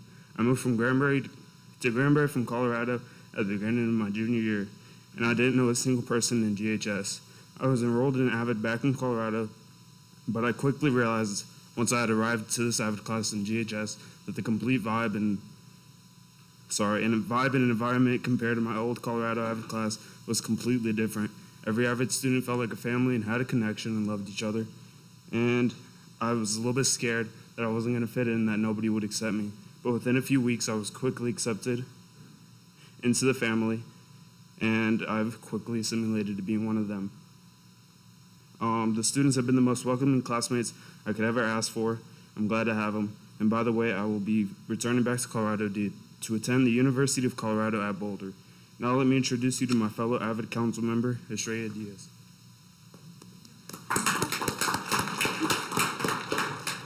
Hello, my name is Estrella Diaz, and you may recognize me from earlier. Not only am I very strong, but I've also been a part of the AVID program since my 7th grade year. I also serve as the AVID Council Treasurer, and now let's talk money. I'm going to introduce you to Pooja V. and Daniela Gonzalez.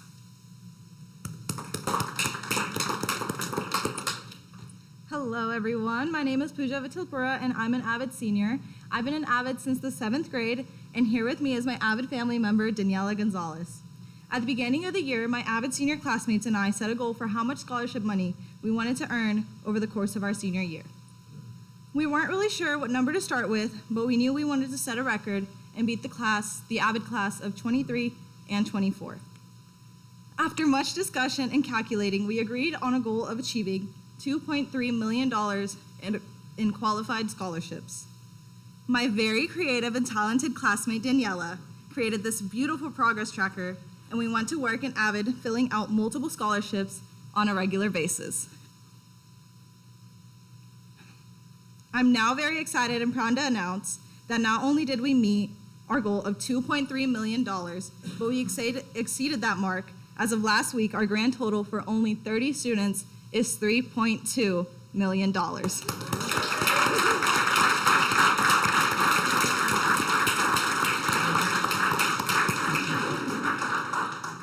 Speaking of scholarships, in the fall, I'll be attending the University of Texas at Austin completely debt-free.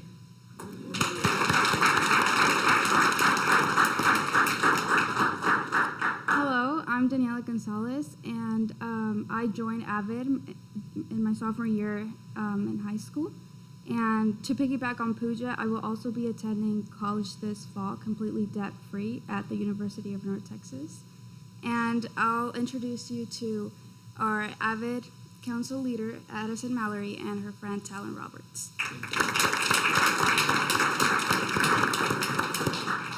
Good evening, everyone. My name is Addison Mallory. I'm our AVID Council president. I've been AVID since 7th grade, and I've also been serving on the AVID Council all 4 years of high school, as well as serving as student council president. As AVID students, we perform a variety of fundraisers for numerous reasons. The ones that are near and dear to my heart are the ones that benefit those in our community. Our most recent fundraisers have been benefiting a student or a child here in Granbury named Flora Overstreet, who suffers from Hurler syndrome.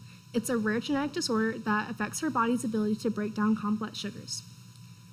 Over the past 3 weeks, you may have seen pink flamingos in different people's yards. That is because my AVID classmates and I have been flocking yards in our community to help offset the cost of these expensive treatments. We have had a lot of fun with this activity, and we've learned a lot about organized coordination. I should also mention we've raised over $1,000 from this event alone. Our next event that we're hosting is on May 3rd at our high school, and we'll be having a color run also benefiting Flora. So please make sure to join us for that event. This fall, I will be attending Louisiana State University, and it's because of an incredible experience I had from our AVID college visit to Baton Rouge just a few months ago. Speaking of fundraising, let me now introduce you my friend Talon Roberts, aka AVID Fundraising Champ.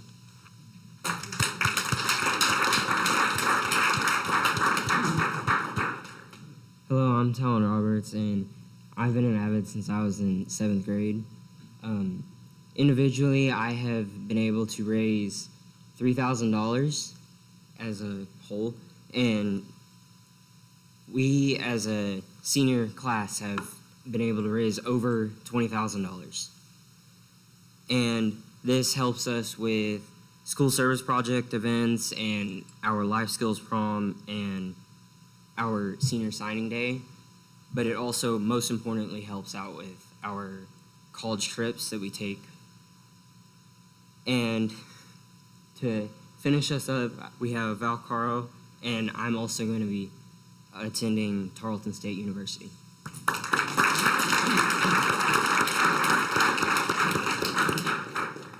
Hello, my name is Valeria Caro, and I've been an AVID since the 7th grade. I also serve as our AVID Council historian, so please give us a follow on Instagram and Facebook. As Talon mentioned, a majority of our funds go to our college field trips. I brought with me a map to show you all the colleges that we have visited as avid students. Over the past 6 years. Luckily, in the spring of 24, Coach Shahan made us go out to West Texas to some place none of us have ever heard of, which is San Angelo. We weren't quite sure what Coach had in mind, but because of that, we weren't what Coach Reed was doing, but because of that and the experience I had at Angelo State University, it has led me to decide to attend there next fall and major in mass media and communications.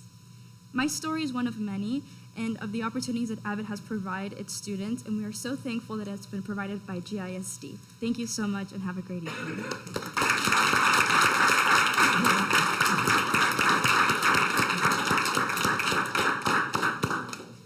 I can't let a mic get away from me and when I got the opportunity. So don't have a bunch of great kids here. Yes. Give them a hand. There's 30 of the seniors, 20 of them are here tonight. And that makes me real proud because out of our 30, 22 of them have part-time jobs that they go to every day after school. And so 10 of them had to work tonight and couldn't make it, but I got a lot of success stories, and each one of these are all college-bound at some place somewhere, and so if you ever run into them or you're up at the school, stop by and we'll tell you all about where we're headed to. So thank you all for your time tonight, board. Appreciate it. Thank you.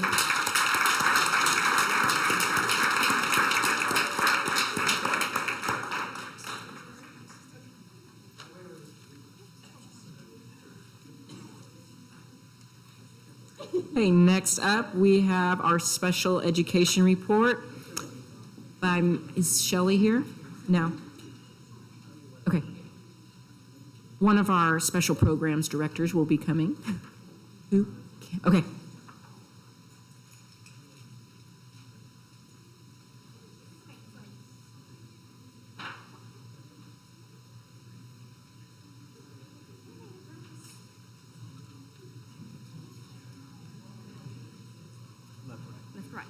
All right, thank you.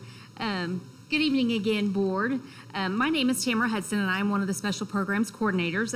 Shelley could not be with us tonight, so I am honored to give you our annual special programs update. With me, I also have Kira Sharman and Shannon Parker, who are our other two coordinators, just in case you have questions that I might not be able to answer. We're all here. So we'll go ahead and get started. Shelley did choose this graphic just to recognize that April is World Autism Awareness Month. And so we always like to recognize that during April. So just some numbers for you guys. Our special programs includes about 1,400 students that are served through special education. And we also serve about 868 students through Section 504. In those numbers, 663 of those students are identified with dyslexia. And the reason that Shelley chose to highlight that specific number is that there has been some recent legislation over the last couple years that has changed how we identify and how we serve students with dyslexia. Those are the numbers of students that we serve under our special programs umbrella. And this pie graph just shows you the percentage of overall students in Granbury ISD. 71% of students are not served either in 504 or through special education.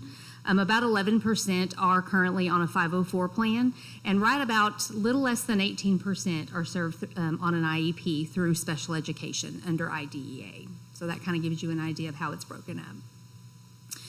Within the special programs personnel on campuses, we do have 85 teachers and 90 paraprofessionals. Within our department, some housed here in the administration building, some are campus-based. We have 12 diagnosticians and 1 ARD manager.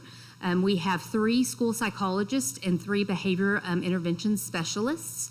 We have 13 speech therapists, and in that number, we actually have 10 speech therapists and 3 speech assistants. We have 2 occupational therapists and 1 occupational therapy assistant. We have 2 teachers of the students with visual impairment, and they also provide orientation and mobility services. We have 15 providers of dyslexia instruction. Those are all certified teachers. Some of them are full-time, some of them are part-time. And we have 4 office staff. We have 4 clerks in our department. Within the special education services, we serve students in many different types of settings, including mainstream or inclusion, where they're in their general education setting and they receive supports in their classroom. We also have speech therapy rooms, structured learning classrooms, and life skills classrooms. Some of those more individualized services that we provide to students include occupational therapy, accommodations or modifications to their current program, assistive technology, and again, orientation and mobility. The way that we serve students under IDEA, some disabilities are considered high incident disabilities, the more common disability areas, if you will. Those include speech and language impairment, specific learning disabilities, or another health impairment. 32% are considered low incidence disabilities, such as autism, intellectual disability, emotional disability, orthopedic impairment, and visual impairment. IDEA does recognize 13 different disability conditions, and so when we talk about whether it's the higher incidence, there's more of these students that are identified in these ways versus lower. We do have a very large population, though, of low incidence disabilities. 32% is a good number of students. As far as programs budget, for our expenditures for the 23-24 state and local budget, it was just shy of $12 million, and our IDEA federal grant was right at $1.6 million. Is what we have spent supporting our program in the 23-24 school year. And some special programs initiatives that we would like to continue. We really try within our department to foster an attitude of belonging, of inclusion, of having students not segregated from their same age peers because of their disabilities. We do have partner PE, where several of our campuses have special education students that go into general education PE, and they partner up with their non-disabled peers for their PE time. We do every Wednesday take different groups to the YMCA. We have a collaboration with the YMCA where we take a different group every Wednesday. Right now is swim season, so if you'd like to see us in our swimsuits, come on Wednesday. But all throughout the year, we do different activities at the YMCA. We do partner with Cook Children's and the Brazos River Partnership. On May 2nd, we are having our Cast for Kids event, where we take families and students that might not ever get the opportunity to go out in a boat or go fishing. And so we partner with the Brazos River Authority and Cook's Children to make that happen. And then also grow our Special Olympics programs. You guys got to see a little bit of the unified robotics earlier today with Sandy Ceramarini, and she, I can't give her enough praise. She actually got our Department of the Year employee this year because she heads up a lot of these special programs that we do for our kiddos. So that is basically our annual snapshot of the special programs department. Do you guys have any questions that I can answer? Easy squeezy? I appreciate all the work that y'all do. I started in special education. I have a child who receives services, and so y'all mean the world to me in the work that you do with our kids, so thank you. Well, we appreciate you guys as well. Thank you so much.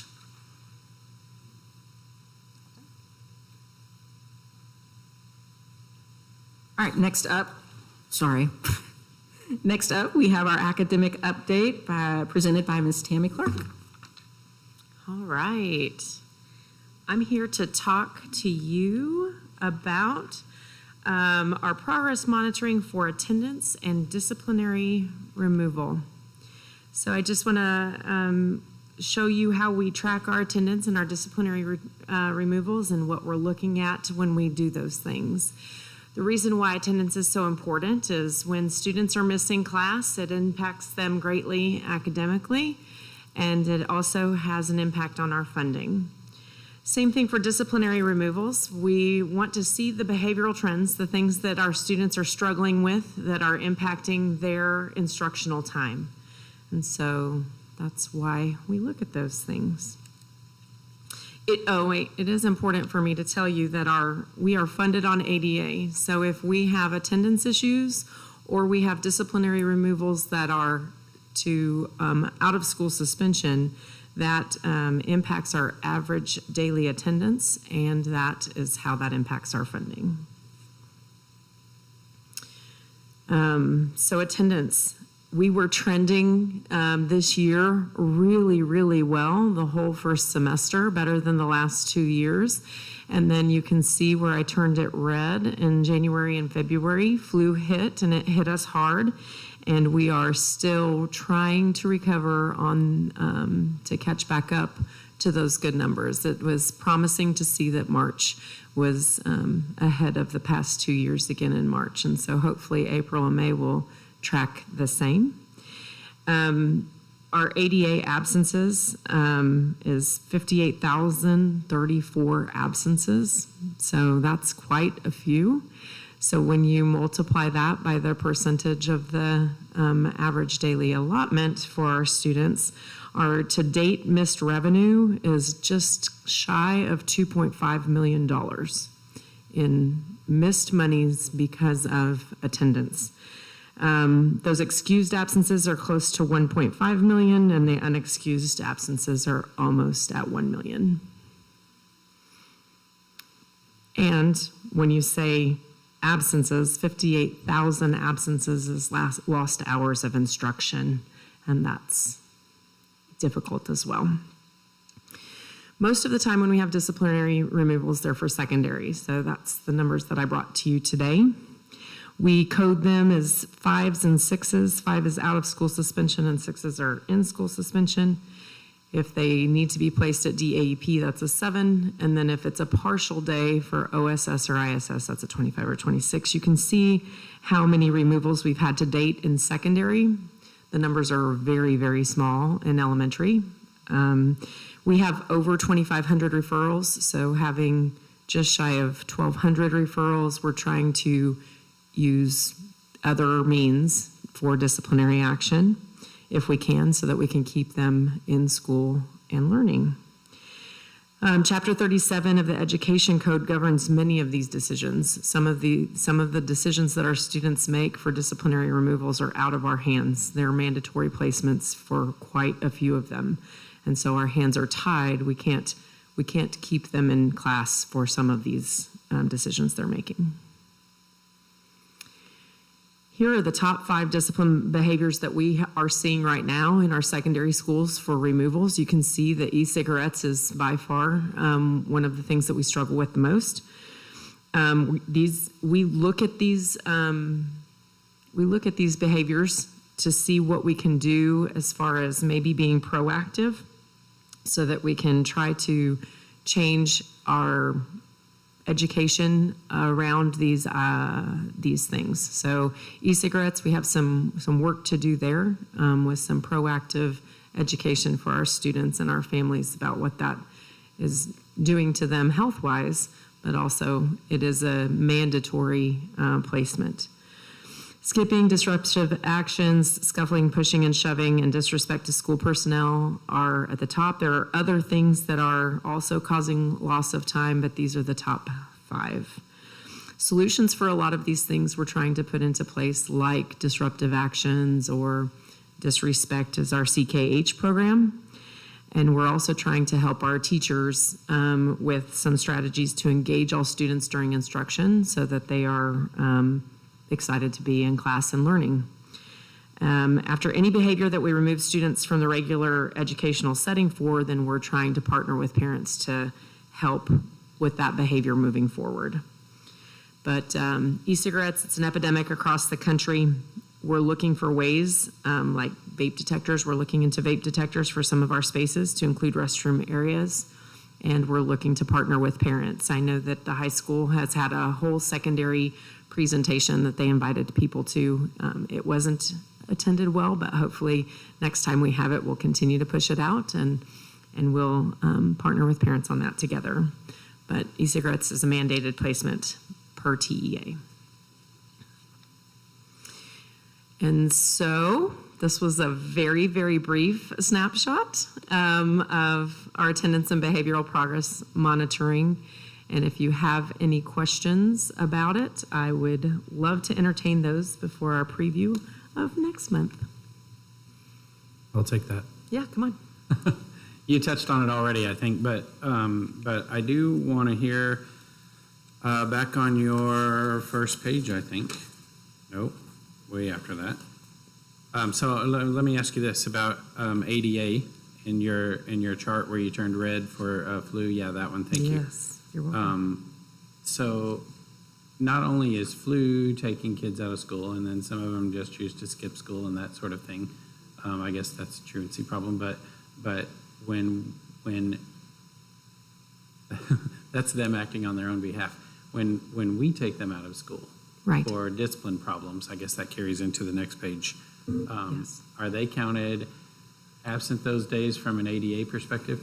So the ones that are counted absent for an ADA perspective is the out-of-school suspension. And so our assistant principals, you can see that that's much lower than in-school suspension. We get credit for them being there. They get instruction. Their teacher can go to the ISS room, send them work there.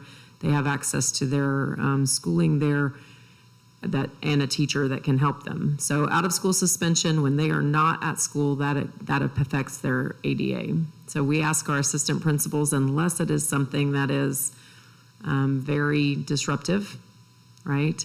If they're fighting, we're gonna be sending them home, right? If something like that. So that 126, it's a low number. They're trying not to do that if they can help it. I get that, but the downstream effect of that is that when they're not in their seats and ADA goes down, then that affects funding, affects salaries, affects our ability to recruit and retain good teachers. Correct. Eventually all the way down that chain is to be able to deliver good education. Right. And and you said it the most, delivering good education, they aren't there to receive that good education when they are not in that seat. Right. So in a nice world, they would make all of the right decisions and we would get to keep them there the whole time, actively engaged. So, yeah. Yep, Yes. thank you for that. And I think that's a good point. So many times you hear that we talk about wanting them there and the good attendance, and we stress good attendance because we want the money. But the most important thing is that you can't teach a child unless they are there at school. And that is Right. what we're here for. The purpose of the school system is to teach a child. And unless they are there in their seat, we cannot teach them.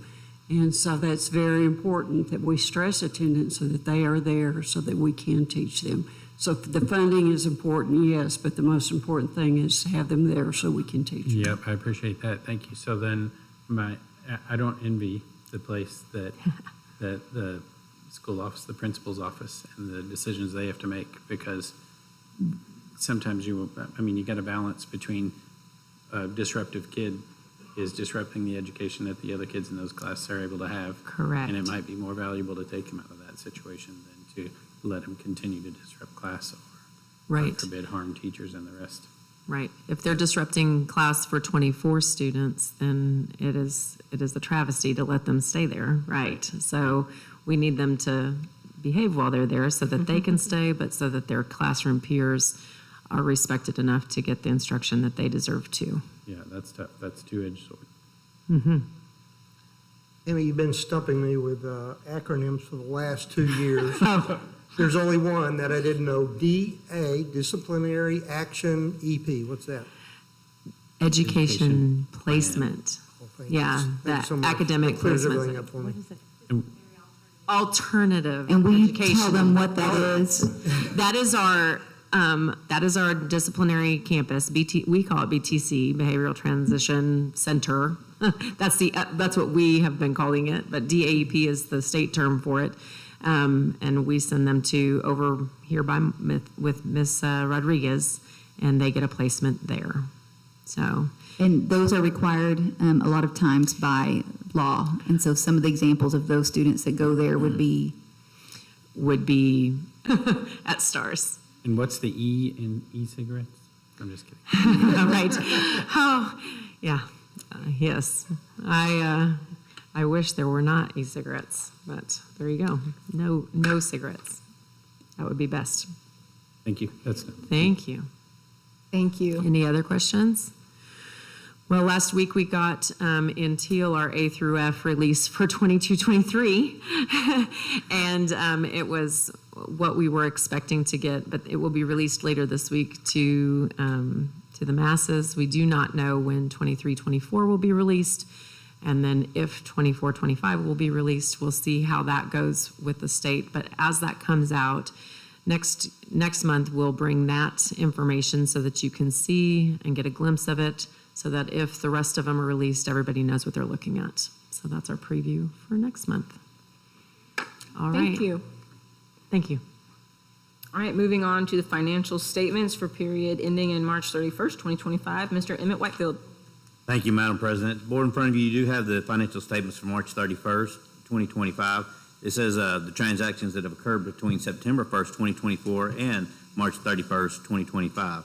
You can see that the revenue collected to date equals 87.17% of the budgeted amount compared to 83.52% in 23 and 24.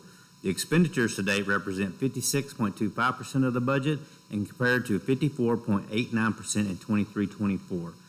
We look to be right on track from previous years, so I'm not too concerned about those. But if you have any questions, I'll be glad to answer them. Any questions? Okay, moving. I'll take one. Okay. Not spending beyond our means. Not going to run into deficit spending.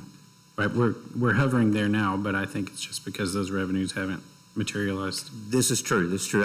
We do have a deficit budget that you have amended to, but with revenues coming in, I expect us probably not to realize that complete deficit. I mean, if I can get away with $500,000, I'll be glad. But we did amend that deficit budget of that $2 million we put into fund balance last year to make improvements across the district.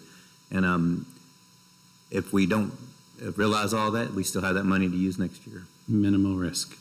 Yes, sir. Thank you. Any further questions? Okay, moving on to the cash flow and investment report for period ending March 31st, 2025. Mr. Emmett Whitefield. Yes, ma'am. Board, you do have the investments for March 31st in your hands. For March, we did make $320,110.96 as compared to last year in that same month, $350,334. Investments are still strong.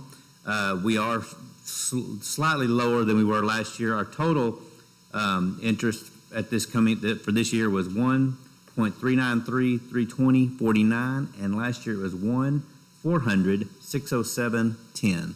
So it's still strong. It's just trending a little bit lower than it was last year. Thank you. Any questions? Okay. With that, with no further business, we will adjourn. The time is now 8:08 p.m.